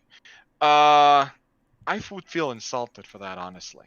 Yeah, and then also you got to realize if you're in that position, you then also remember like, man, now everyone else is gonna fucking hate me too because they're gonna blame me for this, even though I had nothing to do with it. But all right, so got some more checks. So Links Bro, thank you for the 2. Holy shit, just got home from watching Sonic with my friend. We fucking loved it. And find your streaming. Didn't think this night could get any better, so have some shekels. Well, much appreciate that. Also, as the Japanese showed us, Squirrel Girl can be hot if done right. No, actually, Squirrel Girl used to be a pretty decent character before woke Marvel ruined her. Yeah, no, Squirrel Girl's not a bad character. It's just like Captain Marvel. Remember when Carol Danvers, before she transitioned into Carl Manvers, she was a good character too. Yeah, all these characters used to be okay. And then Chenghis Khan, thank you for the 5. I can't believe those mad lads behind these species actually made a hentai YMCA ripoff for the intro. Yeah, it is funny. Well, no, have you been watching any species reviewers? I mean, Yeah, obviously you have, right? Yeah. Oh, yeah, Oh of no, course. that's just the intro song. Like it is just the YMCA song. Like, Oh that yeah, one. yeah. So But it's speaking of funny. which, I wonder. love that. That was funny as hell. This episode this week, it was funny. Oh hey, so by the way, if you want to watch the uncensored version, the fan subs are out now. So Yeah, they're out. yeah. Yeah, I'm kind of glad that I know Spanish because apparently there's a fan group that gets it even before the English guys gets it. So I always read it before everyone else. And my friends are like, "Why are you laughing?" "Oh, I just watched the episode of Interest." "Oh, where is it?" "It's on Spanish. You won't get it." Well, see, I never stream it just because I got. Oh no, you cannot stream that for yeah. sure. Yeah, no, I just get sick and fucking tired of the constant buffering and internet issues and shit. So I'm just I wait for it to be up in a place where I can download it. Yeah, Yeah. that is right. So yeah, that's oh, and actually even in English now that Anime Lab seems to have secured another translator for it, they're releasing it again. So within maybe half an hour of the official English release going live, usually you got somebody who pretty much creates a new subtitle track for the uncensored ATX rip. Yeah, but I've just to keep things consistent. I'm like, I'm waiting for Judas to release theirs. That's what I do. And there you go. They just released it. So yeah, I'll be. I know what I'll be doing after this stream ends. Then I'm going to be going to sleep because I need to be well fucking rested for the stream. It's gonna be a hard day for you tomorrow. Yeah. Now, no, if the impossible happens and we do happen to break 20K within those 12 hours, yeah, I'm just like, oh fuck, I'm not sleeping tonight. And it was funny too, because see the same phone call where my boss was telling me, it's like, oh yeah, we're sending you overseas next fucking week. Like, well, yeah, thanks for giving me all this advance notice. Yeah, that same call was like, oh yeah, can you just like call into this meeting on Monday? I know you're off and all. And I'm just I'm not gonna. But I told him like, I'll if I remember, if I'm available, I'll do it, knowing full well I'm not gonna be available. So. Yeah. Like, no, I don't. And especially, it's not even a fucking meeting I need to be on. I don't give a shit. When it's a meeting that you have to be there, man. It's always like that. Well, actually, on rare occasions, I mean, so I was in a meeting once that would have been useful. But it was one of those weird situations where there was some political bullshit going on. Oh, and so it was me and one of our business partners. We were trying to integrate our products with each other. And both me and him were just asking questions so we can do our fucking jobs. And we both had our managers over our shoulders telling us, no, you can't mention this. You can't talk about this. You can't ask this. You can't do this. And oh, God. Yeah, and both of us were just looking at each other like, oh, my fucking God. No, we would, yeah, we were in the same position. We both just wanted to get the info we needed to do our fucking jobs. But, office politics were stopping us from getting it. And, it was infuriating. That meeting would have been useful if it was just us without the management teams there. But, yeah. Oh, well. Yeah, I'll have to live with it now. Yeah, in the end, nothing got done. So, it was a useless meeting. Yeah, Man. sorry, that sucked. Yeah, but no, honestly, most meetings are the type that this is why I'm really fucking happy I work from home because previously I had to physically sit in the fucking room wasting all my damn time. But now that I call into all these meetings, now I say my piece during the 5 minutes I'm actually needed there, and for the rest of the 3 hours I'm doing actual work. Mm. And I just have their, put it on speaker, put my phone down, and just ignore them, do my shit. Just made me remind of I remember that Arnold Schwarzenegger movie, the one that was not really good, the Last Action Hero. You just put the tape recorder. Yep, yep, uh-huh, yep, Yeah, that's uh-huh, right. yeah, uh-huh, yep. Oh yeah, no, that's like the strategy when when when a woman's talking to you, right? You just nod and agree every once in a while. Yeah, uh huh, mm-hmm. Just nod and say yes. Yeah. Oh really? Tell me more. Uh huh. Yeah, I know. Oh shit. Yeah, that's great. Oh man, Oh man, yeah, that is turning out well. Yeah, too bad. Too bad. Picardo didn't want to let you stream. Then you could have Yeah, had your well, own audience watching that too. yeah, it's fine. I mean, it happens. What are you Yeah. gonna do, man? I mean, if Lord Picardo says you are not gonna stream, well, we find another place to stream with blackjacks and hookers. You know what? Forget about the blackjacks. Yeah, just give me all the hookers, man. I don't even need the cocaine. The hookers would be enough now. Uh, Yeah. and if they're from interspecies reviewers, even better. Yeah, that's right. Except if I go to the weird the Cyclops one. I do not like the Cyclops one. Yeah. Oh, so I guess everybody has their limits, huh? Everyone has their kink. I Yeah. don't know. I don't. It's not that I like it or not. It's like it's not one thing that I would like, but it's like everyone. Here's the thing. The difference is I respect. Everyone has their kink. Some people like that kind of stuff. Yeah. Some people don't like that kind of stuff. That's what I love about interspecies reviewers. They have something for everyone. You like futa furry girls? You have the hyena girl. You want angel with two sexes? Oh, there's cream. Have a wild time at that one. Yeah, I know. It's fucking awesome. And then all the usual suspects just can't stop reading about it, which makes it even Uh, funnier. But I no, that's cannot wait to see the re of this one because this one really went into re territory. yeah. I saw some BDSM going on. Looked pretty Hmm. awesome. Yeah, yeah. Yep. Oh yeah, I can't fucking wait. I'm gonna watch that after this stream, and yeah, it'd Yeah, be it's perfect thing pretty to good. watch right before going to sleep. Yeah, but Hmm. no, see, I remember. Who was it? No, it was yeah, Joe, the guy who did Slaughter Squad. Hmm. Yeah, well, he was on stream with me on Tuesday, and he was saying, we were pointing out Kaj, and he apparently really doesn't like bugs. And I Okay. was trying to tell him like, oh man, just wait until you see the book without any of the spoilers and all that. Oh, if even the sight of Kaj disgusts you, then Oh, you're probably gonna puke trying to read the book in real time. It's gonna be hilarious. Oh yeah, it's gonna be great. yeah, that's the Yeah, thing. okay. I mean, a lot of people like Jawbreakers. I didn't like it, but it's my own personal thing. It's not that I'm gonna say, "Oh, you shouldn't read it." Why? Because it was not something I liked.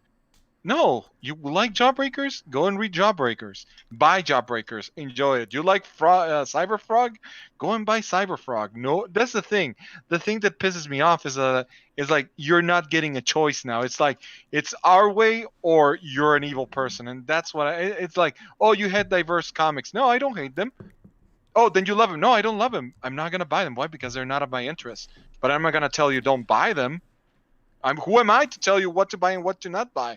Who am I to tell you what to read and what not to read? Who the hell died and made me the Yeah. police officer to know, or who died and God named me the freaking comic book leader of what's good and what's proper. Oh man, no. Jackson Sarame has a good point. Saying not just that we're gonna maybe have to do that joke. So, just Akash sees a house centipede and starts freaking out. Yeah, The what now? yeah. No. A joke that Akash would be afraid of bugs. Yeah. I mean, he's technically. I mean, he's a demon. He's not an insect. I mean, he's an insectoid demon, maybe. But yeah. Oh, and Alex Hale, thank you for the 5. RG Lost Pause released his interview with Project Melody. Nice. Oh God, I'm gonna go watch that one. I'm gonna enjoy that one with a big piece of popcorn. Yeah, It's just like watch him get triggered. yeah. I mean, I don't like Project Melody, but again, it's like people like it, and if she makes money, hell, Yeah, go right that's one of those things where I never understood the appeal of Twitch thoughts and chatterbait and all that, because I'm just I'd rather just go to Pornhub. Like that's if all I want is to see hot chicks, I'd rather just watch the porn. That's literally all I need, and that's why it's also important too with something like Blade Devil. We got sex sells. We got the sex appeal with Ashiara and Yuna and all them, but there's got to be more to it than just that. Because if that's all there is, everyone's just they're gonna read book 1. All right, let's just go to the hentai now. Mm-hmm. Oh, Mike Robinson, thank you for the 999. Now, at 12 a.m., release the book. No, it's going to be 2 p.m. Eastern. We're going to actually release it or launch it. All right, the schedule's already set, so we're not going to... We were actually debating for a while. It's like, maybe we should just release like Friday night. Just surprise, we're launching. But, nah. No, you don't want to do that either. Yeah, it's like, wait, what? You're going to get all the people like, wait, scramble. Yeah. And then people will be pissed too. Like, what the fuck? Like, you said you're releasing on Sunday, and I'm not going to do today. That. What gives? Blah blah blah. Get the pitchforks. Let's find where this people is, and let's burn them to the stake. Yeah, exactly. And that's look at the bright side. You're not in Japan because oh god. Another thing there's one thing I do not like about the Japanese market is the fans that some of the popular manga get. Especially harem-ending mangas. Yeah, see, all these NPCs here in the West call fandoms toxic, and then completely unironically, they don't realize they are the toxic element. Because I mentioned that before too. These motherfuckers, the communities aren't toxic until they enter them. Yeah, but in Japan, now look at those hardcore Japanese fans, and you'll see actual toxic fans. Like they will. Like, oh my god, if it's a harem anime or manga and the main character doesn't end up with the girl they think they should have. Oh, there they go. That's exactly what happened. Actual death threats go flying. And, yes. Yeah. I mean, I was reading a manga called The Quintuplets. I don't know if you've heard about that. Yeah, the anime was actually pretty good for that one. The manga is way better, but the problem is did the manga actually end? He did hook up with one specific girl? Oh yeah, dude. The manga starts with the guy getting married. I mean, that there's no harem ending on this one. The first page basically tells you that there is no harem ending. But the manga doesn't show you which girl either, right? You have to figure it out. Yeah. All right. After that got released, a lot of people started like going more crazy into the manga. They started seeing a couple of things that they were not like really obvious and go, shit, this guy was telling us who the chosen girl was, and we just were too blind to see it because we wanted our special waifu to win.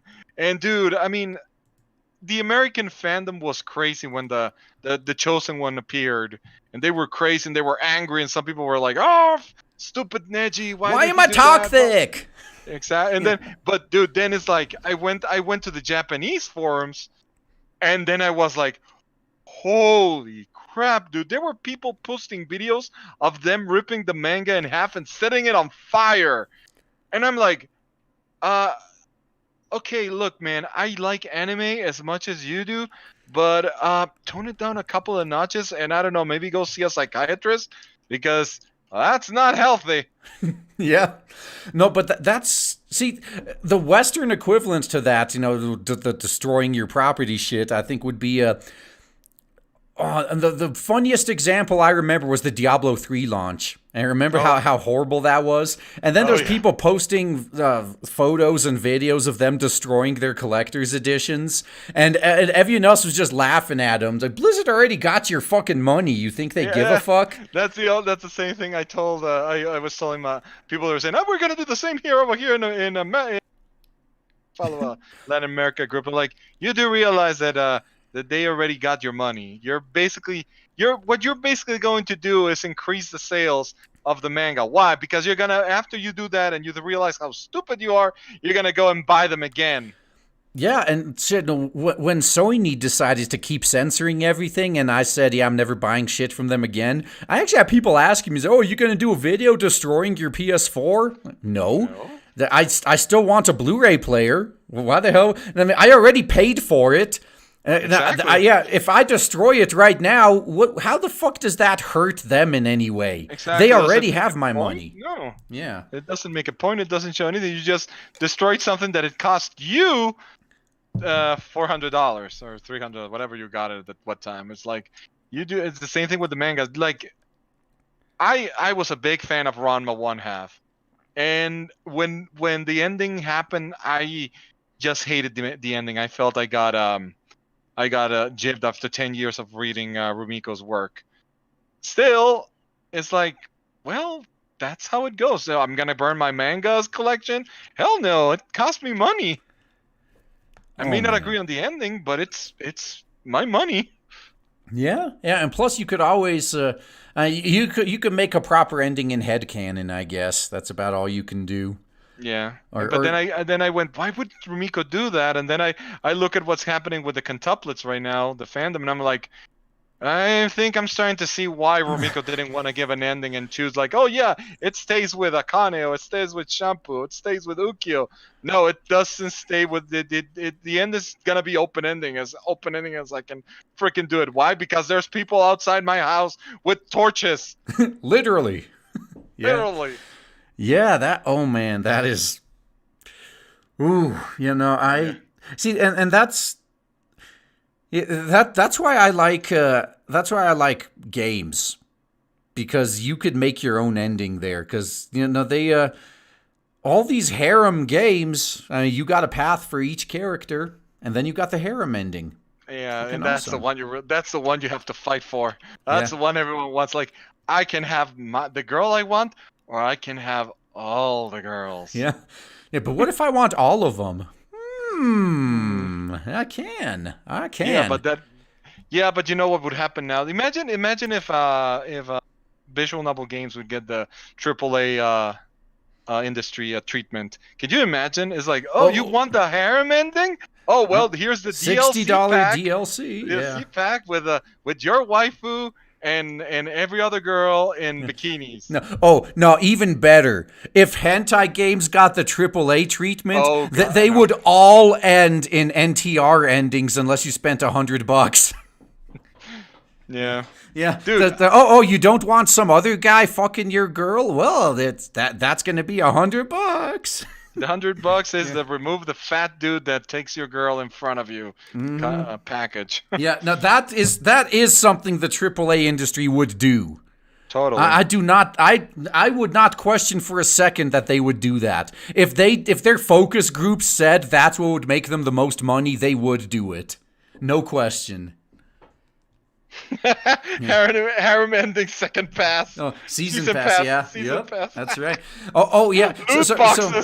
So remember when they had where they added season passes, and then they said, you get to order all the DLC, and then they had DLC that wasn't included in the season passes, and then they went even further and they had special DLC that you only have access to if you buy the season pass. Like, there is no end to this.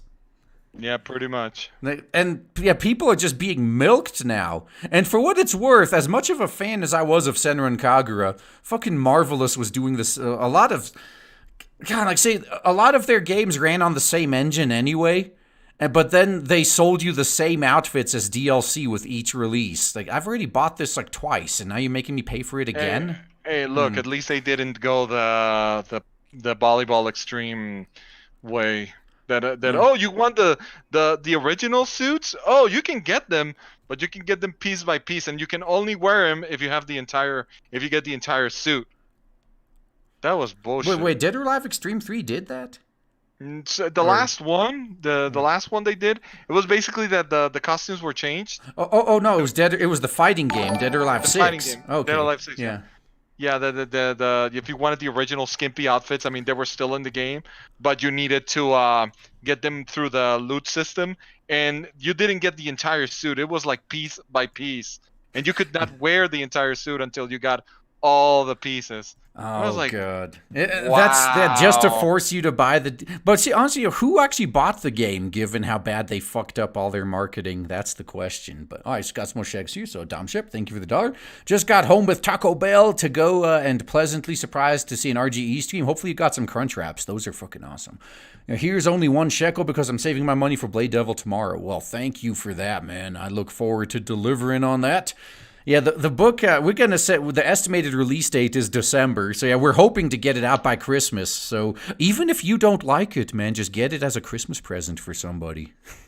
Yeah, or if you want to troll someone who's hypersensitive, it would be awesome for that, too. Who hates bugs? Yeah. Oh, yeah, yeah. No, I can fucking guarantee you, if you really hate bugs, then you may actually puke when you're reading Blade Devil. You're gonna Yeah. have a bad time. Yeah, yeah. I mean, if you can't even stand the sight of bugs, the things you're gonna see Kaj doing in this comic, whoo, yeah, you record it, record it. Now, if somebody does a live review of Blade Devil and they actually puke, oh, now I'm clipping that and I'm using that forever. And then George, thank you for another 5. Yep, definitely true about harem mangas. I see all the overreactions about the upcoming end of Bokuben. Yeah, that's another one. I wonder which one. I wonder who he's gonna get with. Although I think they did give a little bit of a hint at the end of the last anime season, though. So we'll What's see. that one? The one of the teacher? Yeah, well, no, where the guy with the kid is like the tutoring all of them. Yeah. It happened. They apparently the chosen one has been revealed this week Yeah. or last week. Oh, okay, yep. And oh boy, No, there was a lot of rage. Nice. Well, of course. tears. Yeah. So, which people generally agree wasn't as well written as quintuplets. And hi there, man, baby. I hope RGE feeds you a little better with my contribution. Yeah, yeah. I'm gonna give him I'm gonna get him a regular Whopper for once, not just a Whopper Junior. Yeah, yeah. Because that's that's Oh, what I I feed see. him. Yeah, no. So he's not a starving artist. What kind of bullshit is this? Why is he getting a burger and not I? What kind of shenanigans is this? Well, you're getting money though. That's Oh, different, okay. right? Yeah, you could Wait, you but could turn it into burgers. but money. But I wanted a burger. Wait, you can get money. Wait, actually, you know what? No, forget that. I got something better. I'm not going to pay you. I'll give you exposure instead. How about that?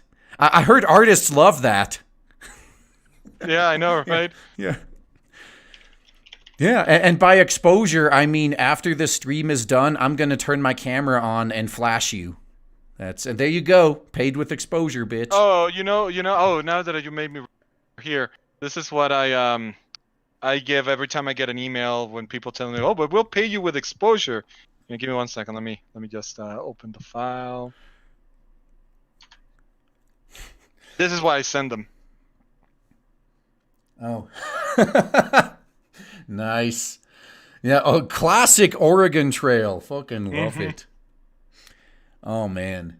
Now that was brilliant, man. That's now you see, and that's another thing too, where whenever I'm in talks with an artist to do something, I mean, see, and just you can. I mean, I haven't given you the shekels for this piece yet, but just tell them if I'm lying. But that's like for one of the first things I was bringing up. It's like, all right, how much? What's your rate, and how do you like to get paid? Yeah. He will. He told me, okay, I want you to call this page. How much is gonna be the damage? And I go, well, this is what I usually get. How about let's get a middle ground. It's like artists are not open to negotiating. We're not like, oh, you have to pay me $100 per page, or $70 per page, or $50 per page, or 30, whatever your rate is. Your rate depends on your art skill and your name. If you are like, I work for this company and this company and this company, then yeah, you can charge whatever. You work for Marvel and you want to charge $500 for a cover page, hey, you can ask for that. I mean, you have earned that right to ask for it. But then the other part goes, can you make the money are you is the artist, not the artist, the person is going to pay you willing to go that to give you that money? Then the guy says, no, well, I cannot give you 500, but how about 350? Well, how about 400? Well, how about 375? Okay, so you reach an agreement. That's the thing. Artists are not like set in stone. I mean, sure, there's some that like they won't budge even if you tell them. Like there's people like that, especially if they're big shot names. It's like say my rate is $700, take it or leave it. But that's a guy that's like been working for years in the industry. And no, more important than that, that's a guy who even if you refuse, someone else is going to accept, and he knows it. Oh, yeah, that's the other thing. Those people have like an entire... It's like, for example, you go to Joe Mad and you say, hey, I want you to do a cover for me. He's going to go give me, I don't know, $10,000. And if you say, well, that's too expensive, sorry, I cannot take him, there's going to be some guy behind you that says, here's $10,000, I want this drawn. Yeah, that's right. But, fuck yeah. No, and that's...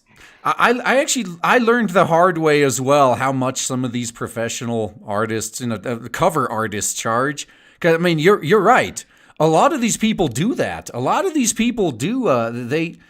You're talking about like high 4 figures, low 5 figures range, and I'm just like, that's well out of range for an indie that may not even make that much money for the whole campaign. I'm sorry.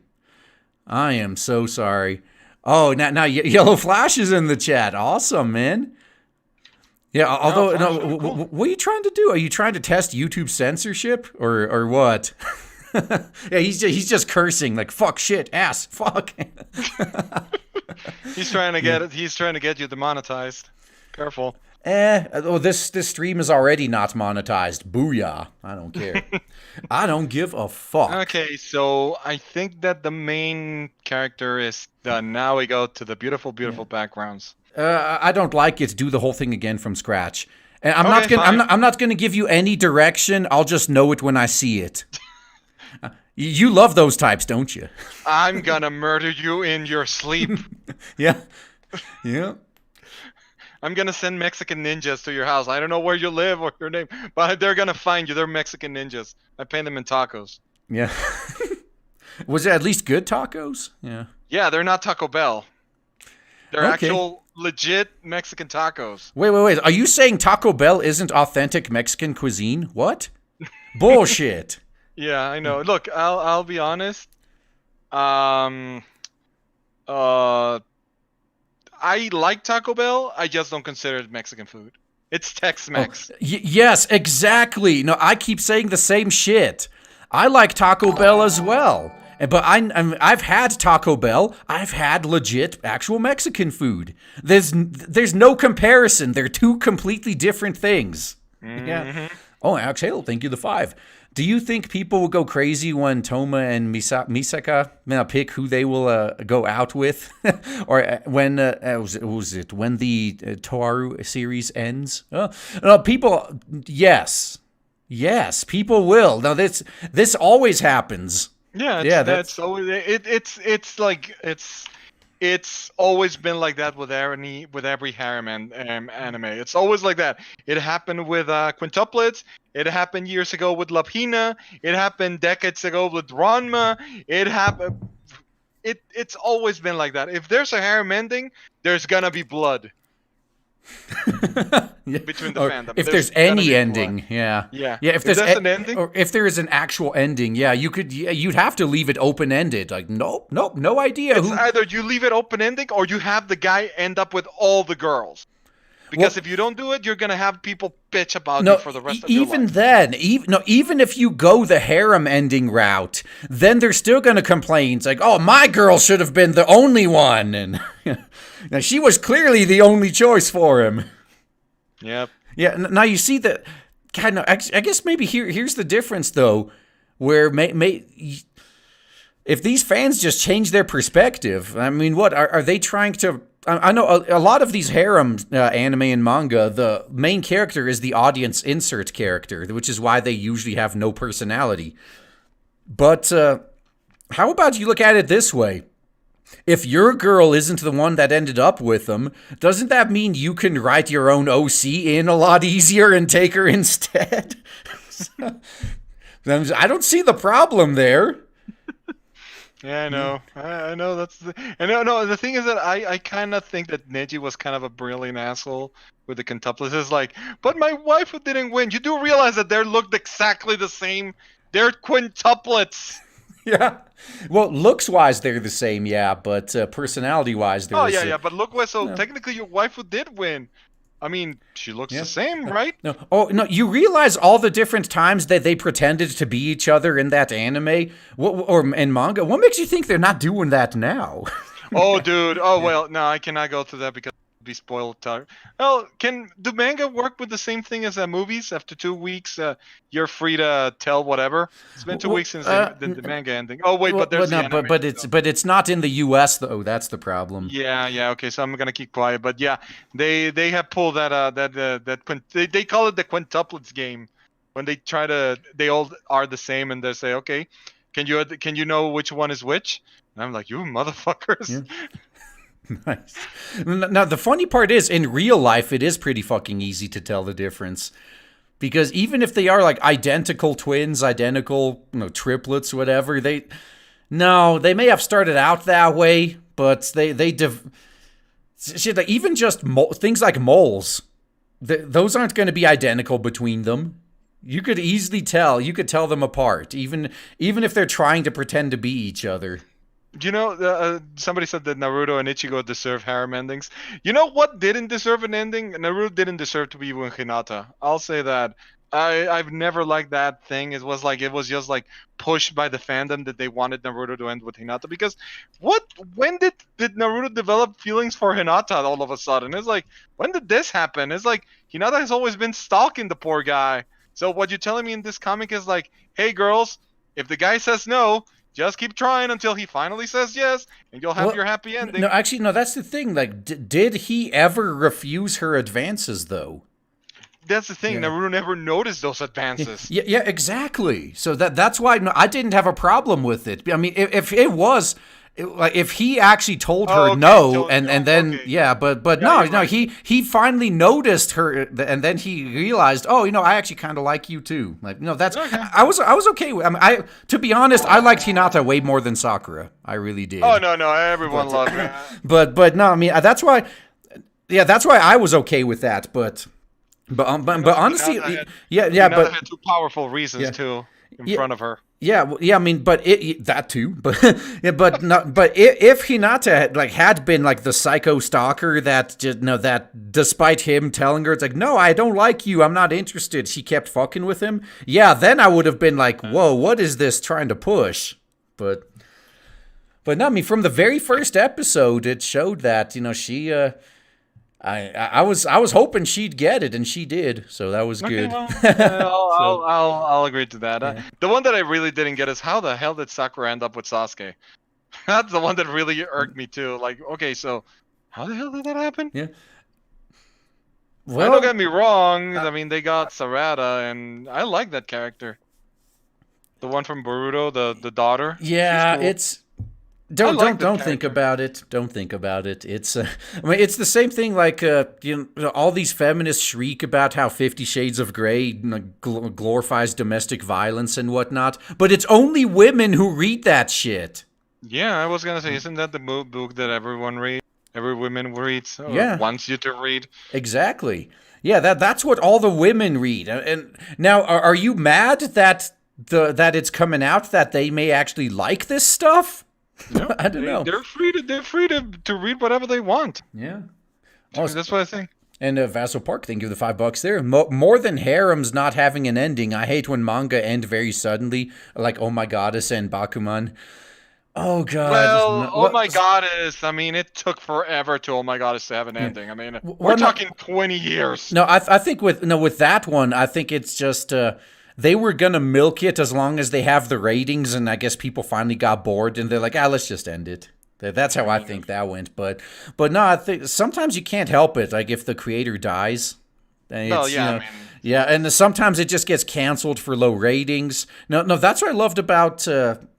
Oh man, there's just so many fucking manga that does this right. But Capellion was especially when I think it was just the author did it perfectly because we got to the point in the story where I was starting to be like, introducing a new batch of villains this late in the story, you're kind of reaching pretty far up your fucking ass with this. Like, maybe it's time to end it. And then within a few books, it was over because then they're like, even the author probably realized, like, yeah, maybe I should probably put this into its final arc and end it now. And he actually had a pretty decent ending. So that was good, man. I love it when they realize the end is nigh and they end it properly instead of trying to drag it out until the bitter end.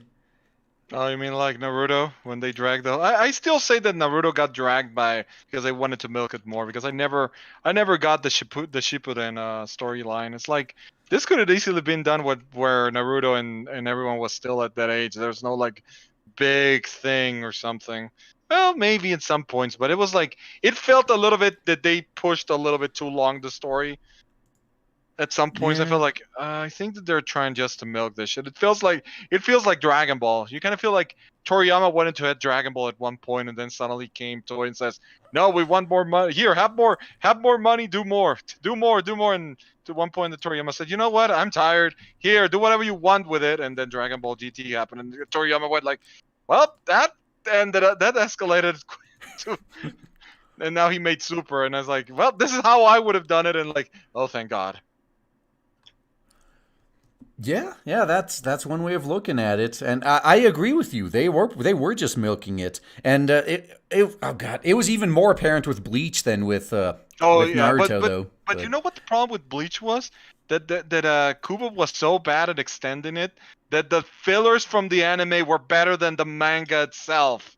You know you're in a problem with your anime fillers, which are made for the only purpose of making your manga move forward, are better than whatever you're writing right now.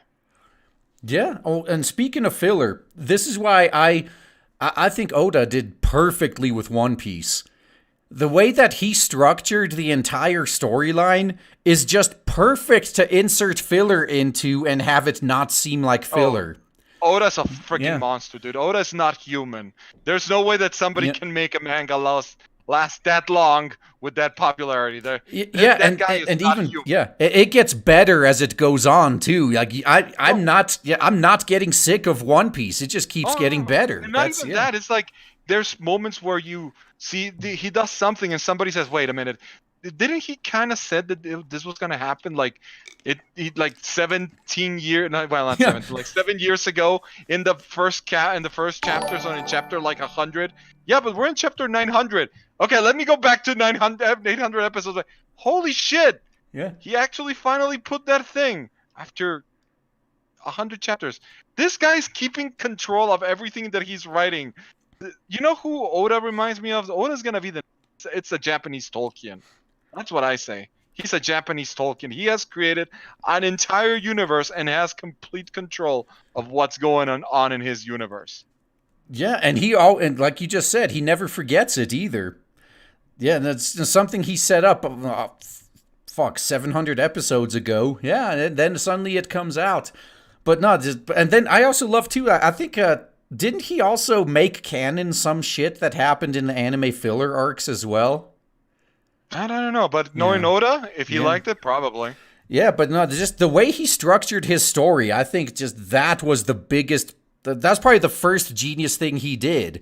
Because I mean, just look at your average One Piece storyline. Now, the characters show up at some island and they have some self-contained storyline in there. They may, the overarching storyline may advance a little bit. Some characters from hundreds of episodes ago may show up again, and I mean, yeah, no, you could do that, but in general, it's each island is its own self-contained story arc. Yeah. The events of which may come into play later, they may not. But and then as soon as they clean up whatever the fuck mess was on that island, they move to the next one.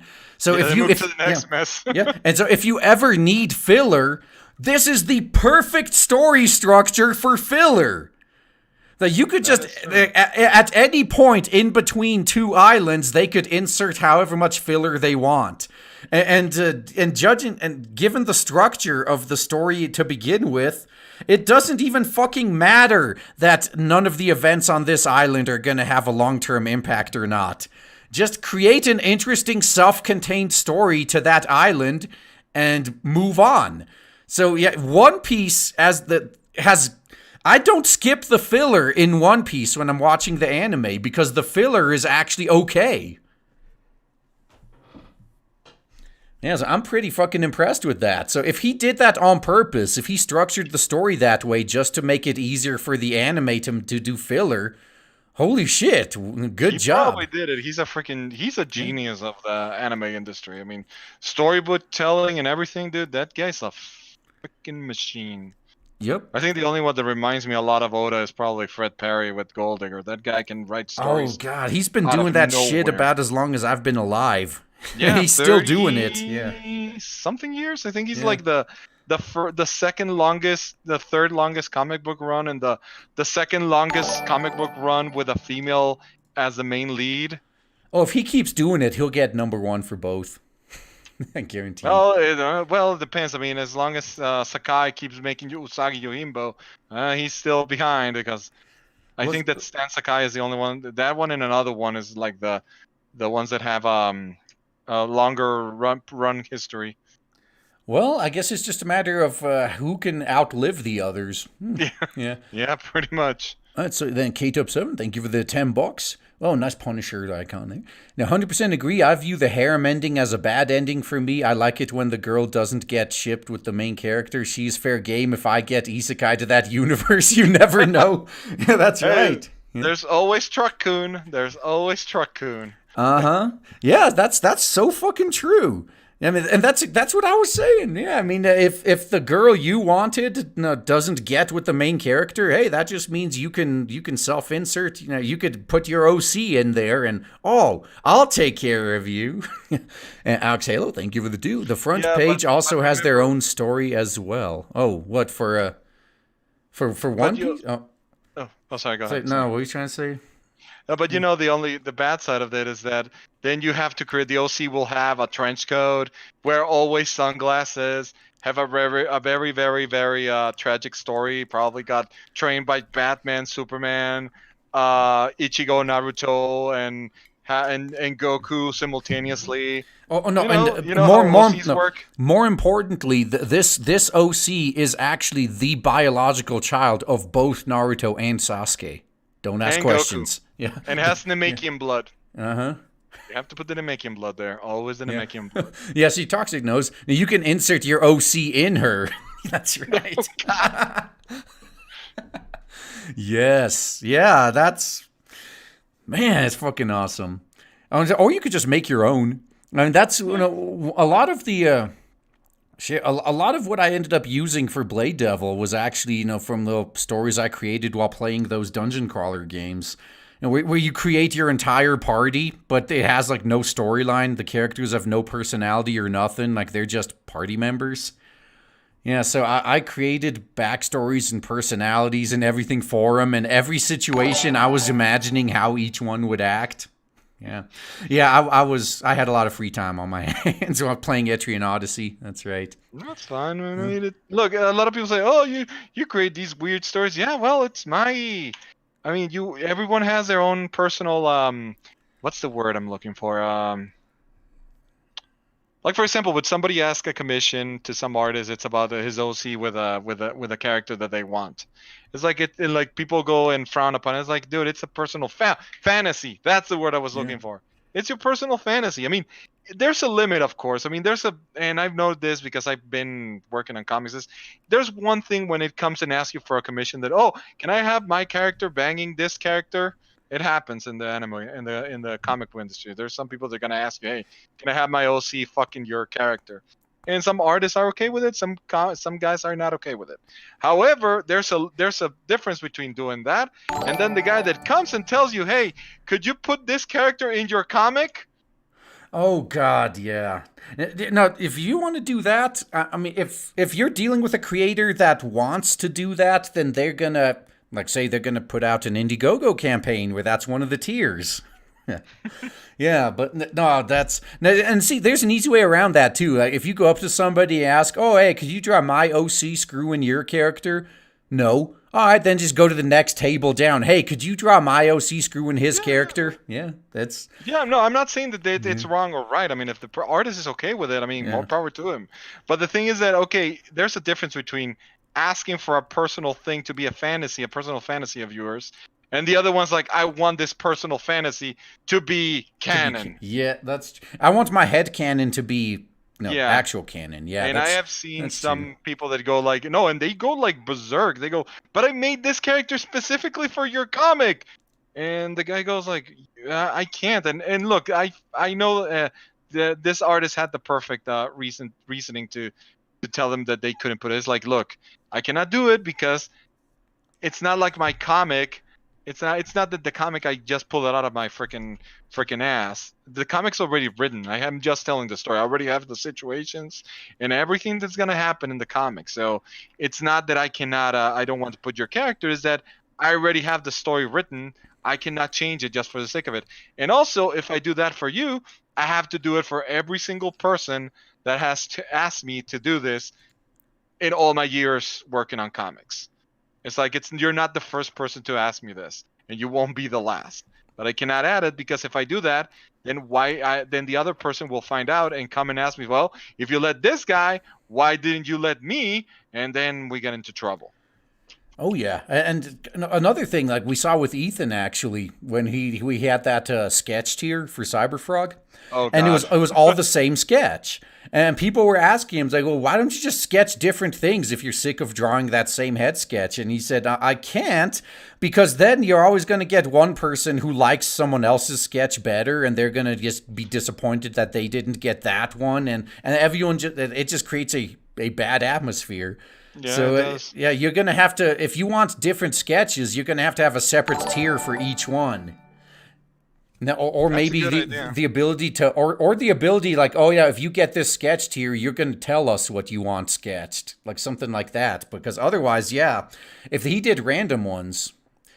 Oh, what's this? Vaso Park. Thank you for the two. Supposedly, Eiji Nizuma from Bakuman is based on Oda. I could. Yeah, well, that's a lot of these. I think all these guys know each other, so it could be. Could be Michael Robinson. Thank you for the 5. I would have the main select one and then kill her off. Oh, what in the what in the for the end the harem ending? Instead of that, you just actually kill off some of the characters. What? Oh. Yeah, oh, and Damashep, thank you for the 2. That Blade Devil Indiegogo $5,000 tier. Your OC bangs, Shiara. I mean, I think that would actually probably Wait, violate their terms of purpose. Yeah. how much was it for Yeah. that? Come on, let me go get my bank account. Yeah. Well, see, I'm going on my bank I could account. guarantee you it probably would sell. But see, I'm not worried. People have already made Rule 34 of these Of characters. course. I So, mean, the moment that you created that character, you know what it was gonna happen. uh-huh. And see, It's, the funny thing is, like, dude, I could have made Blade Devil be based entirely on Kaj, like the character you're seeing now, and people still would have made Rule 34. They would have, dude. yeah. They would have made, yeah. They would have fucking anthropomorphized him as a cute anime girl and all sorts of sexual situations. D- Uh, Rage, stop right now. It's too late. They're already. I can already hear the people opening Photoshop and Clip Studio. You just could dig your own hole there. It's gonna happen now. Now there's somebody. I can bet you money that in less than a week somebody's gonna send you a picture of that. Right now, I can already hear the people typing No, I and already opening had Photoshop. one mad lad do one of those fucking like demon bugs, like not Yeah, I him, but know. some I know. a I know. different one. Yeah. No, I'm talking about now of this character. Now they're gonna make it with a senpai, with a school uniform, and saying this senpai words and all that crap. You just dig your own. You just set yourself for destruction. Mark my words. You'll see it in less than a week, or when you come back from wherever you're going. Ah, God. No, I'll still have access to the internet, I hope. Yeah, that's the thing. I'm gonna try to still stream while I'm out, but Mhm. I can't. I can't vouch for hotel internet. I Oh guess God, that's all I yeah. can say. I've been there. I once when I was in San Diego, I had a deadline. Well, I'll go to San Diego and I'll just buy the internet, finish all my flat pages. Then I was sending them. It was back in the day when I was still a flatter for Marvel, for a Marvel artist, and I was like, I'll just finish them and I'll send it to you when I'm over there. Okay, that's fine. So here I go. Okay. Oh, there's no free internet on the room, so I need to go to the lobby. It was back in the day where when Honor what was the name? HH?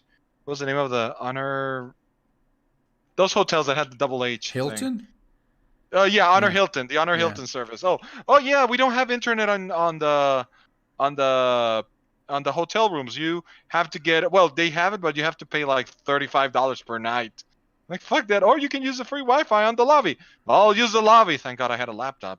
I go with the lobby. I plugged in, logging in, still logging in. Okay, I'm in. Okay, now to upload these pages. Uploading, still uploading, still uploading. 2 hours later, page one has been successfully uploaded. I'm gonna die here. Oh yeah. Oh, and then when you add travel into the mix, it gets even worse. Cause yeah, I remember the last time I was out, I was flying back home. I was supposed to be back, well, it was back, no, actually at my house again at like 3 o'clock my time, and I stream at 7 my time. So I got like a 4 hour buffer. I'll still be able to make it. Nah, I show up like 6 hours later because the flight was delayed. The baggage took like a fucking hour to be unloaded. Everything Oh that could God. go wrong did. And I'm just like, fuck, I had a 4 hour buffer and that wasn't enough. Are you fucking kidding me? Yeah, well, at least you didn't get stuck in what's in Phoenix. I have a bad luck when I have to go through Phoenix. Every No, time I got I go stuck to in Phoenix, Dallas I get though. stuck. Yeah, I got stuck I've in never Dallas though, if that makes you feel any better. I've never been stuck Yeah. in the Fort Worth. At least the airport's nice. I mean, the Phoenix Yeah. airport is like, ugh. They only have Yeah. a McDonald's and it's not 24 hours open. So when I had got stuck in the airport at 12 and my flight was supposed to leave at 8. They delayed it to 9. They delayed it to 10. And they basically delayed it until it was 8 in the Yeah. morning of the next day. Oh no, they did the same shit. Well, similar shit to me because no, the flight was supposed to be at like 10, and then they delayed it to 11, then 12, then 1, then at 1:30 they cancel it completely.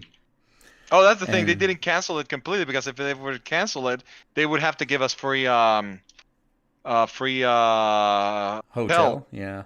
So they just delayed it until they were like, well, we finally got the plane tip, but it's gonna be a little more time. Like what? Like 4 hours. It's 4 in the morning. Yeah, but you'll leave at 8, but you're still leaving. So that basically it's not canceled. It just delayed indefinitely. Mm-hmm. Oh yeah, yeah. It's all sorts of interesting fucking shit. Oh yeah. Yeah, that one. So the one that I was bitching about first, where the flight was delayed by a few hours and my 4 hour buffer went out the window.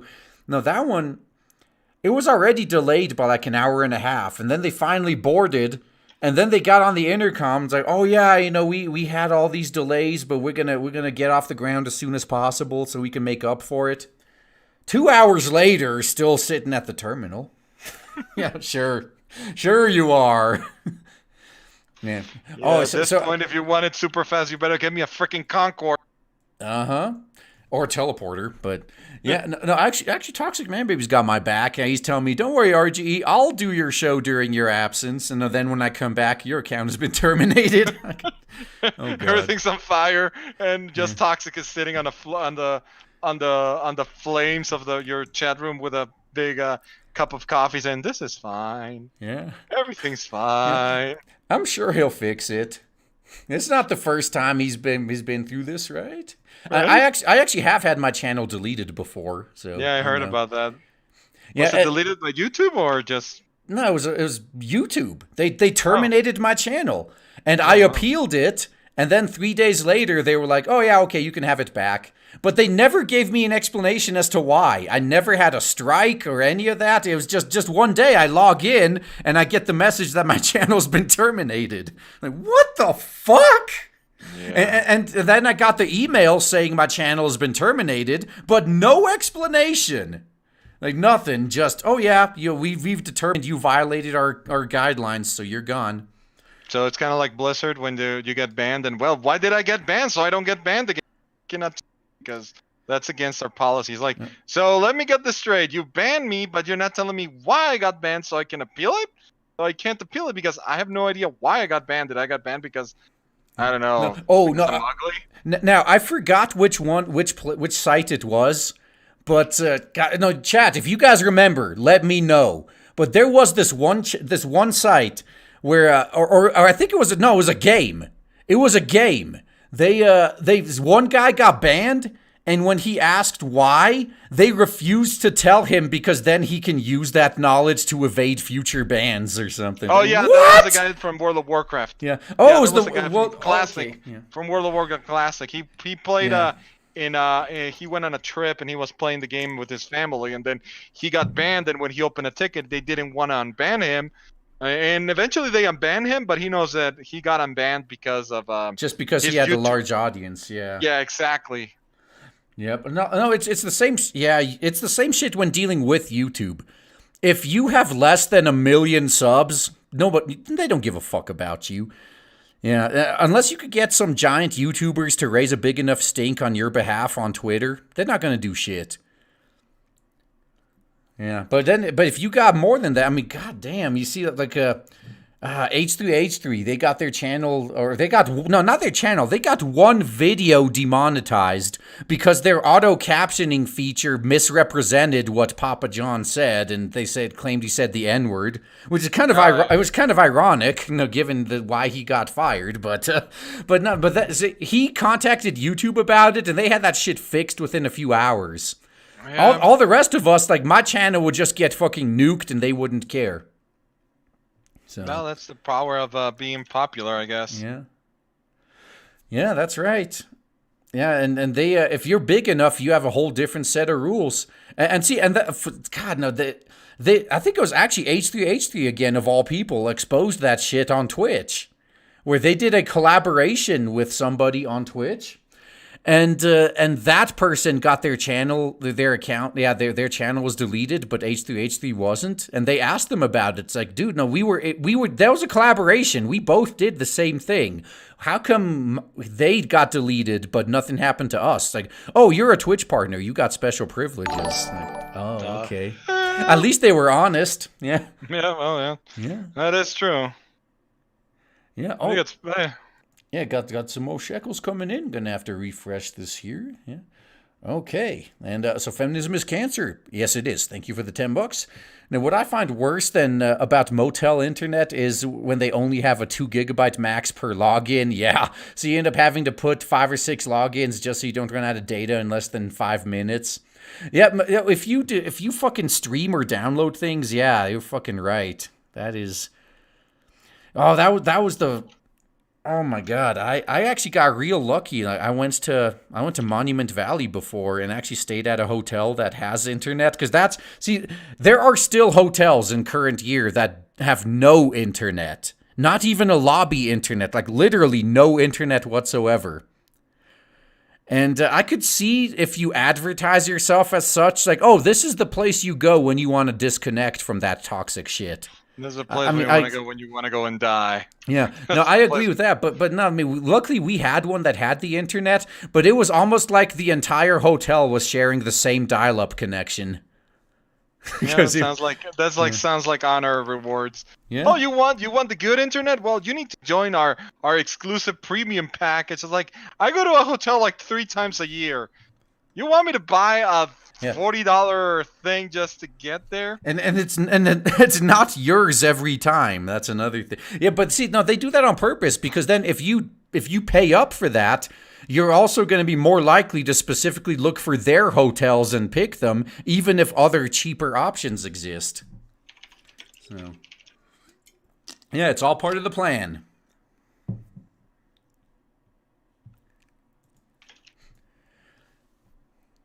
Uh-oh. Are you sexting with someone? Yeah. Okay, I Yeah, see I'm that. Yeah. totally sexting. Yeah, I'm writing my yaoi novel. Yeah. Now that I have access to your artist, I'm getting him into my yaoi Yeah. novel. Yeah. Oh, that's the guy too. It was Luke from Linus Tech Tips. That was the guy. Yeah. But yeah, that no, that was fucking bullshit, man. Yeah. Oh, we're not even gonna tell you why. There it is. It was Luke from Linus Tech. Yep. Yeah. And that Well, one. No, I that guess that. only the only thing to do is the little bugs now. I mean, Yeah. everything else is bad. What do you think?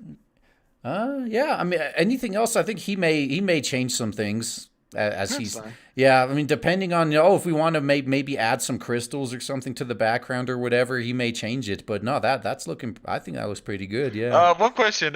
What's the background? Like, it's a nighttime outside? Is it daytime?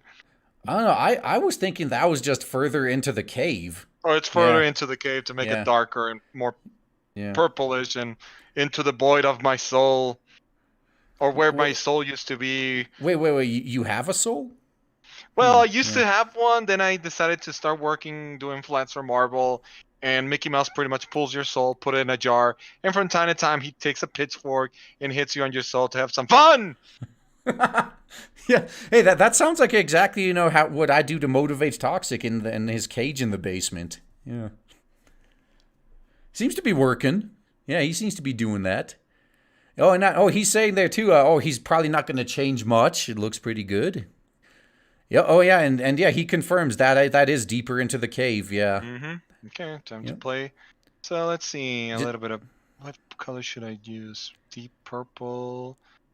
Not too hard, or else I'm gonna go with the deep blacks. First rule, if you're gonna be a color, first rule of that they taught me during colors is like, there's one color you should never go full black or full white. Never go full black or full white. Always keep it grays, really light, super grays, but never ever go to the whites or the blacks, because those are full colors, and those tend to affect the final work on your comic. Never go full black or never go full white. Unless you're drawing a manga that's supposed to be black and white, of course. Well, Yeah. yeah, well, Yeah. that's in colors, just in colors. Never go Yeah. full dark, because the problem with black is that pure black, you cannot put any shadows, you cannot play with it. It's just black. And white is the opposite. Is like you cannot put highlights or anything. Why? Because it's pure white. You cannot make whiter than white. I don't know. Maybe Sean King could pull it off. Yeah, Yeah. maybe. I hear that some artists can color white whiter than white that makes chalk green of envy. Hey, I've for what it's worth, I've seen this effect. I mean, have you ever been in a house that had white walls? You had painted white walls, and you thought the walls were white, and then you took a painting or something down, and you realized how gray your walls really were Oh by yeah, yeah, yeah. comparison. Yeah, Uh yeah. huh. I'm sure we've all been there. Yeah, that's kind of what I imagine. Yeah, it's there are some things that are whiter than chalk. Yes, yes, but no, in real life, it's that's see. This is probably something you'll enjoy talking about. Being a colorist and all. Yeah, it's real funny considering the difference between when if you're talking about light or paint. Yeah, because they kind of work in opposite ways, right? How with light, the collection of all the colors is white actually, Oh and yeah, yeah. meanwhile with paint, that then you mix everything together, you get black. But Black. but even then, I mean, it's kind of the same thing because black just means that item is absorbing all the other All the light. colors. And yeah, meanwhile, white just means it's reflecting it all back at you. It's real funny. Yeah, no, Oh so god. yeah, No, no, I don't want to go into that territory, because then here's the thing. Because now I'm gonna blow your minds. It's like colors are not what you see. What you're seeing is what happens where the light hits that configuration, and what you're seeing is the reflection of the light, right? Yep. But here's my question. If that's the case, here's my question. How can we be sure that what I see as red is what you see as red? Oh, dude, Because there's no I've way to been know. wondering that since like elementary school. I wonder, but then again, we do seem to people do seem to, as a whole, find the Oh, similar that's color yeah, because palettes attractive at least. So, yeah, because it's like we think that that's what. How can we be sure that the red that I'm seeing is not green for you? It's been red for you your whole life. I don't know, man. I think you're the one whose eyes are broken. I'm seeing everything perfectly. I don't know what you're talking about. Uh, Yeah.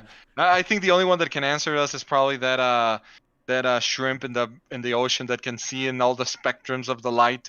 They can see in like we only see like dogs see in three colors, and two colors. Sorry, two colors. Humans see in three colors, and this shrimp in the middle of the ocean sees like the entire spectrum of the color thing. I mean, he can see infrared. Yeah, I think lobsters are pretty big with that too. Yeah, they can. Yeah, they see all light, and yeah, you know how humans have that tiny spectrum of visible light, and then you got ultraviolet and infrared. Nah, these. Yeah, there are. You're right. There are some like fucking sea creatures that can see the entire thing. If it has photons attached to it, they can see it. Yep. Yeah, that is pretty. Yeah, that is pretty cool. I've always find those creatures really interesting. Like, how would it be to be able to see in all the color spectrum? Like you're seeing like in every single spectrum. Can you? It's like you only think like, okay, I can see red, I can see blue, I can see yellow, and I can see the mixtures of all of them. These crafts see like in 15 different zones. Like it's not even like imaginable how these things. I mean, if there's a colorist that finds a way to, if these shrimps find a way to go sentient and then get jobs as colorists, I'm fucked. No, because then I bet what they create would only look good for their species. I mean, we wouldn't Oh, yeah, see that's true. everything else, so we'd be like, yeah. It's like one of the exceptions I took to, and I'm gonna go super nerd here, is you know who Carl Sagan is, right? Oh yeah, yeah, of course. Yeah, so I mean, one of the videos he was doing a while back was where he was talking about other spatial dimensions. Hmm. And then he used that example of no, you got a two-dimensional being, and then a three-dimensional being pulls him into the third dimension, and now he can see like he can see his friends and his house and shit from angles he never even knew existed. Oh, I could see inside of Bill over there. Holy shit, that is weird. And I was like, no, that wouldn't work that way. Because even if you pull a two-dimensional creature into the third dimension, he would still only see the third dimension in two-dimensional slices and probably start puking all over the place because his brain wouldn't know how to process it. Yeah, And that's it'll be true. yeah, it'll be the same thing. Like if we could get pulled into the fourth dimension, it's not that we would suddenly see the all four dimensions. No, we would see this confusing mess of shit that we can't make heads or tails of because we'd be seeing the fourth dimension in three-dimensional slices.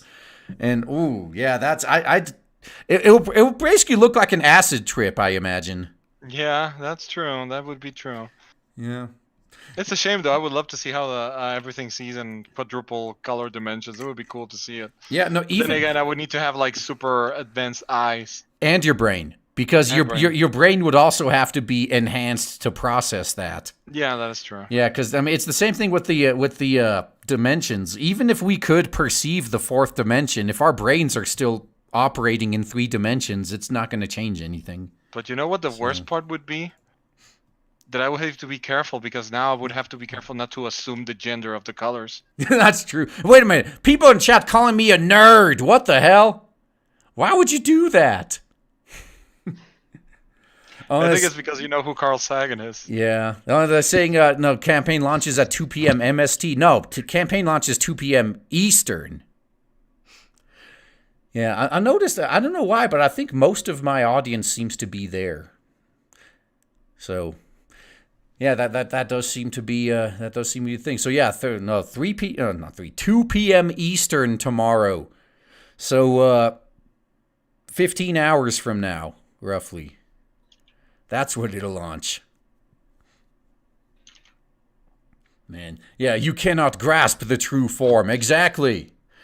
Although I was doing a lot of interesting little like math and experiments and shit, like how to determine how many sides a four-dimensional object would have. Now, you could look at a say in this case a hypercube, right?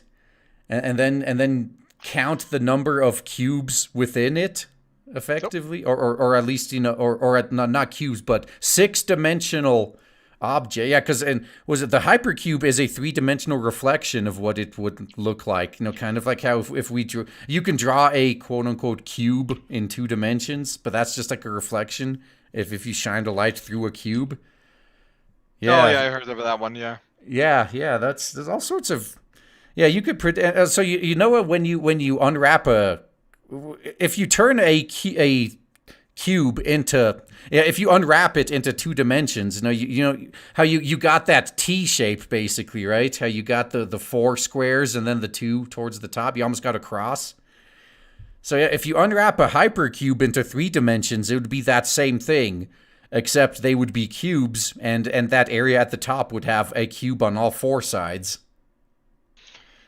And try to wrap that into a 4th dimension. Just imagine that. Now my head hurts. Yeah. I used to study calculus when I was in college. I used to have calculus is easy. And then I made Laplace theorems. Yeah. Calculus is actually fucking easy especially once they teach you all the shortcuts, like how to the shortcuts to doing derivatives. Yeah. Yeah, that's easy, or the integrate. Yeah, but it's when you go to Laplace theorems, it's like, what the fuck? It's when you start seeing like quadruple integrates and like what will this help me for? I mean, I'm never gonna be in a situation where I need to do this. No, 11-dimensional arrays. Yeah. What the hell am I watching? And then my head just explodes. Now, see, the funny thing is, as a programmer, I can understand full well how an 11-dimensional array would work, just not spatially. But the data structure itself, it's actually pretty damn easy to. I mean, I have no problems even visualizing it. But I visualize it as code. Like, I don't you can't even imagine. No, we're incapable of imagining what it would look like outside of 3 dimensions. Our brains only work that far. Yeah. We will never go farther. I actually studied when I studied college. I studied to be a computer engineer. But when we got to, programming was easy until I got to the trees. That's when I noticed that I could never be a programmer. I just can't understand tree programming. You know, the ones with the trees, the optionals. I never understood. Binary trees. I tried studying it. I studied. I failed. I failed the grade again. When I went to my 3rd time that I failed it, I was like, okay, family, look, I'll be honest, I can't. I will never be able to pass this grade. If it makes you feel any better, Toxic is there saying that this coloring is not 4-dimensional enough. So yeah. Oh shit. Okay, I need to. Okay, 4 dimension. Yeah. How do I more? Yeah. No, actually, for me, I think it wasn't necessarily. It's related to trees actually, but where a lot of programmers when I was in school dropped out was when we got to recursion. Yeah, which is when you have a function calling itself. Oh, yeah, I remember those. Yeah, and that, see, the recursion, like, that's how you deconstruct and construct these binary trees, actually, is, you use recursion. You can use the same function where you just walk down the list, like, does this thing have node A? Yes? Okay, then call itself with node A. Does this thing have a node A? No? Okay, then back up to the one that called this and go in the other direction. And yeah, it's fun.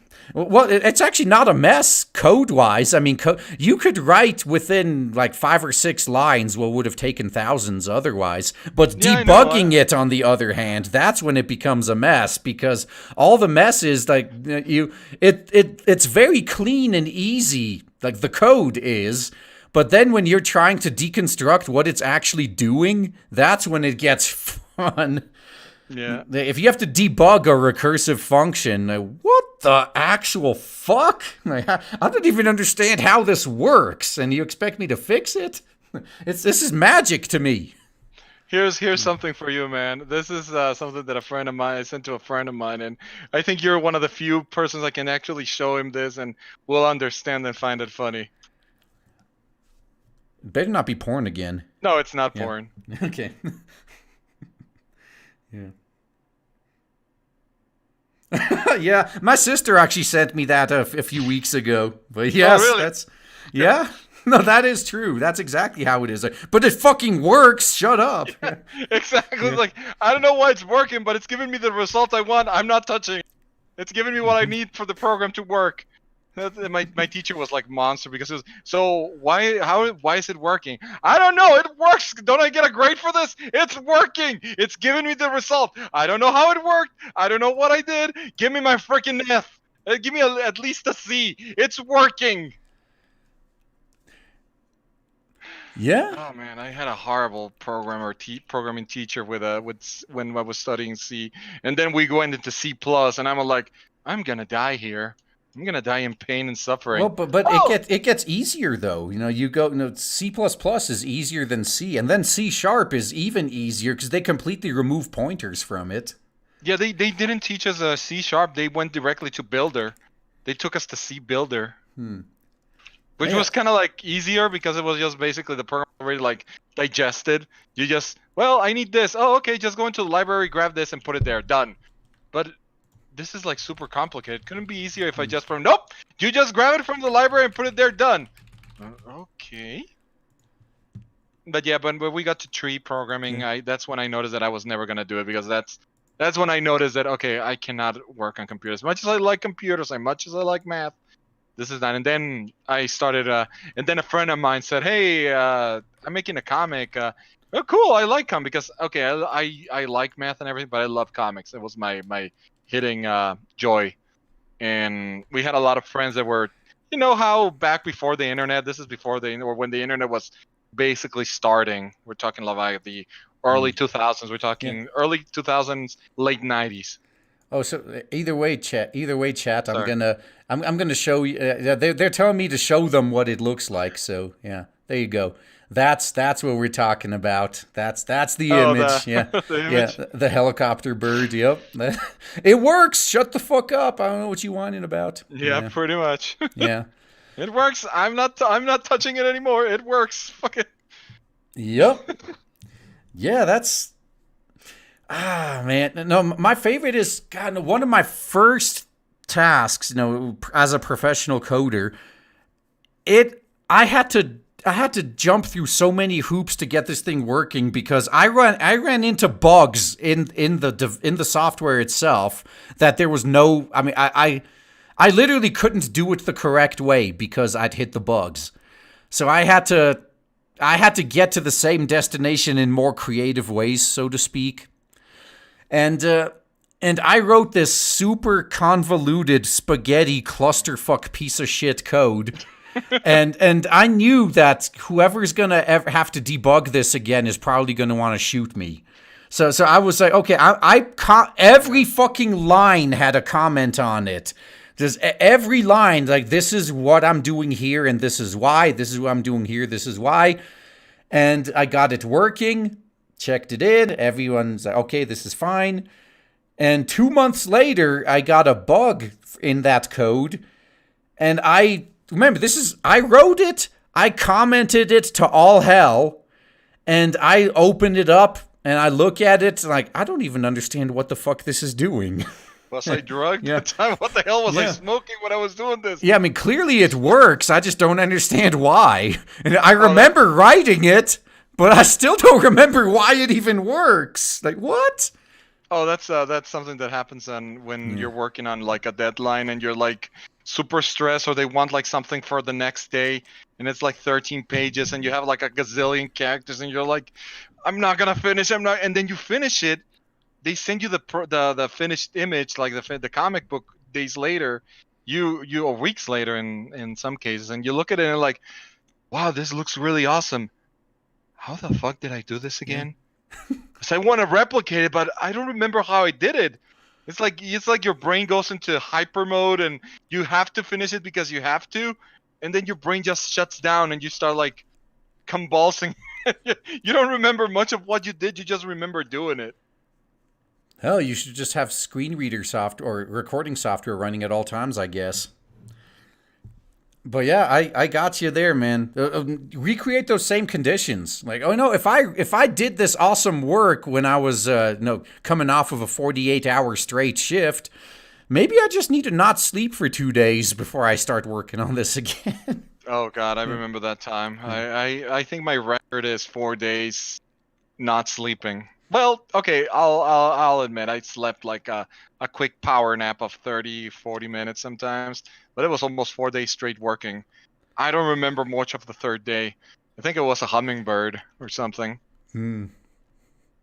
So was it working as an artist, or were you doing something else Yeah. then? When I was working as a comic book artist, and I got Hmm. a really tight deadline to do, and I was like, I'm gonna finish this even if it kills me. It You almost wait. So were you doing? So you were doing more than just coloring, right? Like you were doing the line art and inking and Oh all no that no no, too, just or color. No oh, no, okay. just colors. I mean, I had a deadline to color. Like I had to deliver a certain amount of pages because I needed them like for the next day. And I was like, shit, I have to just work until I drop, and I did that. And it's funny, once you're working to the exhaustion point and you pass the threshold of exhaustion, you suddenly don't feel tired anymore. I've been there before, just pulling all-nighters with gaming. There's this period of time between like 5 and 7 a.m. where I'm struggling to keep my eyes open. But once I make it past like 7, I'm just perfectly fine. As long as I have something to focus on. Because, yeah, this happened when Blade and Soul launched in the West. I leveled myself to max level in like one session. I think I was the first person on my server to hit max level.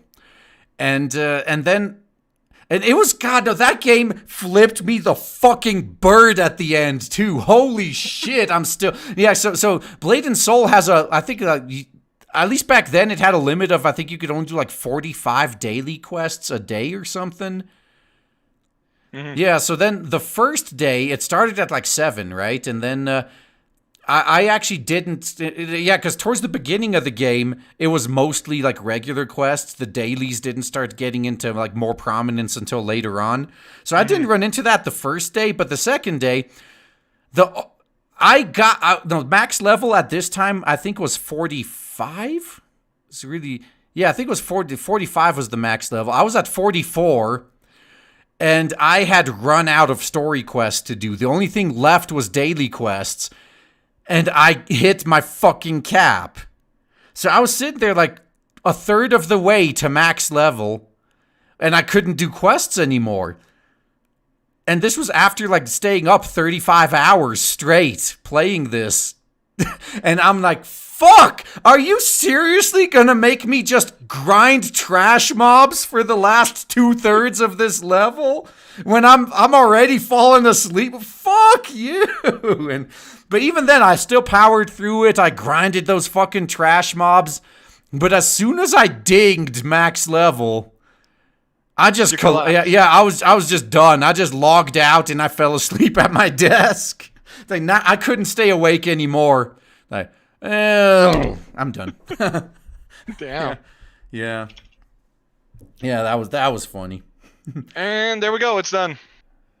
Awesome. And according to my time, it took 2 hours and 51 minutes. Not Sweet. bad. Yeah. Awesome, man. Shit. Yeah. Good for a guy that hasn't colored comics in 3 years, right? Yeah. Well, Not again, bad. no, I think if you want to get back into it, I can guarantee you, I'll probably have some more work for you in the future, Yeah, sure. even starting from scratch, because I got one of the side stories. I have an artist lined up that's going to do them, but I don't think he'll do colors. So, hey, I'll send it your way, man. Awesome. Hey, thanks for having me, man, and thanks to chat. It was cool to talk while working. Yeah. It's cool to do this. It's usually me and white noise while I'm working, or me singing in horrible tones. Oh, just listen to Alex Jones instead. That'll be yeah. Oh, and then Vassal Park, thank you for the $2. Scientifically, the fourth dimension is time. Yeah, well, that's how they do it in. No, that's how you can do it in. You could actually visualize that. You could visualize a fourth dimension if you consider it time, but I was talking spatial dimensions. Time isn't that. So, but I yeah, don't see him as evil. As much as I see this picture, all I can hear is him saying, "Notice me, senpai," for some reason. I don't know. yeah. He has his charm. What? I'll say that. What? Yeah. He's like a nice charm. Why would anyone consider him evil, though? That is, oh. Look at those beautiful, buggy Yeah. eyes that just want to pet him as he's eating or devouring your soul or whatever. Yeah, no, was it Maximo on the PS2? You ever played that game? I think it was a spin-off of Ghosts and Goblins or something. But no, the story, the main character, like Maximo, he dies at the beginning, and the Grim Reaper lets him live. Yeah, because the villain is drilling a hole into the underworld and using the souls as fuel or something. I mean, it's a long ass fucking time. I can't remember the specifics. But Maximo dies, and then the Grim Reaper works out a deal with him, like, "Oh, I'll let you live if you collect all the souls that have been released." And that's kind of like your extra lives. Is you collect those soul coins, and every time you die, you give one to the Grim Reaper, and you could come back. But when they were first making that deal, the Maximo was like, "I don't know, man. Can I trust you with this?" And the this is the Grim Reaper. Like, he has a fucking skull for a head, and he's just like, "How could you not trust this face?" And that is just fucking perfect. Like, that's what I imagine when I see Kaj now. It's like, how could you not trust this face? Yeah. Yeah, I mean, if you make a plushie of this one, I want one just because it would look adorable. Yeah, damn right. Next to my the other plushes I haven't gotten in conventions, I have a Pepe from World of Warcraft. Remember that one, the little bird that I think it was in Warlords. I think it was Warlords where it first popped. That you needed to find that you get a whistle to summon him, and it's a little bird that gets on top of your character. I have that one. They made a plushie with of that bird with glasses. And I have a Reaper plushie thing that looks like those little. I don't know. Have you ever played Overwatch? Nope. I know the character though. So. Well, the character Diba is like the one with the mecha. Uh-huh. She has these. She's fans of these little plushies that I make, and they made a plushie, but it's based on Reaper. Sounds cool to me. It's cool. So I mean, there's some plushies that I do collect just because of the rarity of them. We don't talk about Madoka Magica. Jesus Christ, that was fucked up. Yeah. Well, that's one of the comparisons I make. It's like, no, just like Cubey, I mean, you know the terms of the agreement when you sign the contract. You got no right to bitch. That's. Well, I don't have a plushie face hugger, but I did give a shirt that I got in San Diego a couple of years ago. That it had it was for the Alien video game. So they gave you a shirt after you play was it the chest burster? Yes. Yeah. It was the one that if you flipped your shirt and put it on top of your face, there was a face hugger on that. So if you put your shirt and put it on top of your face, it would look like you have a face hugger. No. See, I got a chest burster shirt. Really? Well, except it's Frederica from the Chaika anime. No. Yeah. Did you watch that anime? So I've not watched it. I've seen parts of it. I haven't watched it all. You've probably seen the memes. Yeah. Oh, Rojigami comes in right as we're ending. Yeah, he just finished the piece, man. That's perfect timing. But not so one of the characters. I mean, she can. Her whole thing is like she's a shapeshifter. And as long as her brain is still intact, she could survive anything and recover from it, basically. Oh god. And so at one point, this enemy does destroy her head, and she just like drops dead effectively. And as all the other characters are mourning, like a little chibi version of her pops out of her own chest, like a chest burster just bursts out. Wow. So that was another thing she did, and it was she was like a mecha piloting her own body or something. But that was just such an awesome scene. Like she just a little chibi version of the character, like a chest bursts out of her. So I got the shirt of that where it's just like her bursting out. Yeah. Yeah. Wow. Man. But yeah, you guys, if you're saying you felt some Cubey vibes from Kosh here, that's It may kind of sort of just be in there as a little bit of a joke, but there are little magical girl influences in Blade Devil as well. Yeah, so Cubey is the cute mascot character that gives her powers, and she does have a transformation sequence. You're gonna see that in the first book. So, yeah, it's just it's fit for the setting. Let's just say. Yeah. Oh, what's that? Roach guy says, no, who's the guest? Is it Toxic? They know. Oh, actually, that's perfect. Before signing off, yeah, you wanna tell everyone how they can find you? Yeah, sure. Let me get my DeviantArt. 1 second. Yeah, now I'm wondering if YouTube is gonna pitch a fit if I linked DeviantArt. Don't worry. Yeah. Can I just? How do I do? Just look for Tony G79. Just put 79 because there was a Tony G when I made DeviantArt. So. No, and Tony G69 was already taken. Yeah. Oh yeah. Definitely. 69 was already taken. Yeah. All right, perfect, man. Yeah, and then you stream on Picarto? You got any presence elsewhere? No, not really. I haven't worked like I used to do as much because of my day job. I'm slowly going back into the comic book group. That's what I want to do because let's be honest, I tried the job thing. It's not my thing. Oh God! Now I'm still doing the job thing, but it's great insurance. I mean, I love having multiple sources of income, but that's why I haven't quit completely on the job. I mean, I know it's a stable thing, and even if they don't pay great, it's a stable thing. The problem with comic book artists is, like the saying goes, you never know. One day you're eating filet mignon, the other one you're eating instant ramen. Well, how about filet mignon flavored instant ramen? Would that be a good compromise? I don't know, man. That's an interesting flavor. Or how about ramen, filet mignon ramen flavored? Yeah. Well, it could happen. It could happen. I mean, look, a filet mignon is just a cut of steak, right? So, yeah, that's I mean, you have beef ramen already. That's close. Can you call it beef? Honestly, I mean, don't get me wrong. I like the taste, but I've never found out that it's like the taste of beef on those things. Like it tastes just like spices. That's all that it tastes for me when I eat ramen. Yeah, and there's like tiny microscopic chunks of beef in there, I think. Or something that it may be beef, it may be a carrot, or it may be just part of the foam of the cup that fell inside.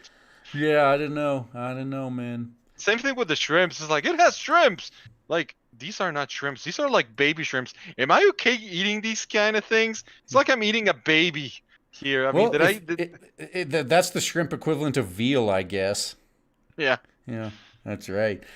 All right, man. But yeah, it's been fun. I know some people. I mean, fuck, Toxic's probably trying to go to sleep now. So we're probably just gonna call it here, man. I'm all caught up on the chats. I actually have some payments. I already paid an exposure, but this greedy bastard apparently wants money too. Like, jeez, I fucking swear to God. So yeah, I'm gonna have to pay in shekels now as well. So. Gonna have to take care of that so Toxic can get this piece to add to the sequence now. Yeah, progress nicely. Once again, this is a spectacular job, man, and the speed as well, fucking perfect. So thank you. Yeah, good job, man. So.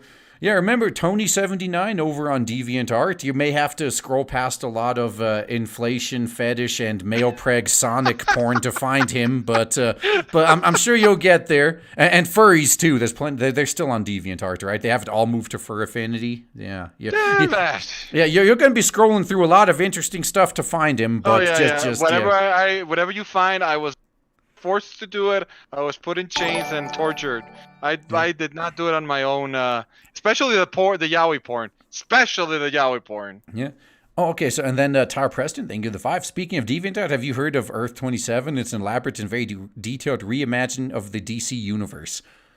I haven't, but if it sounds like the fans are fixing things, that's probably the best. But either way, man, thank you all for hanging out. Don't forget to come back here in about 15 hours.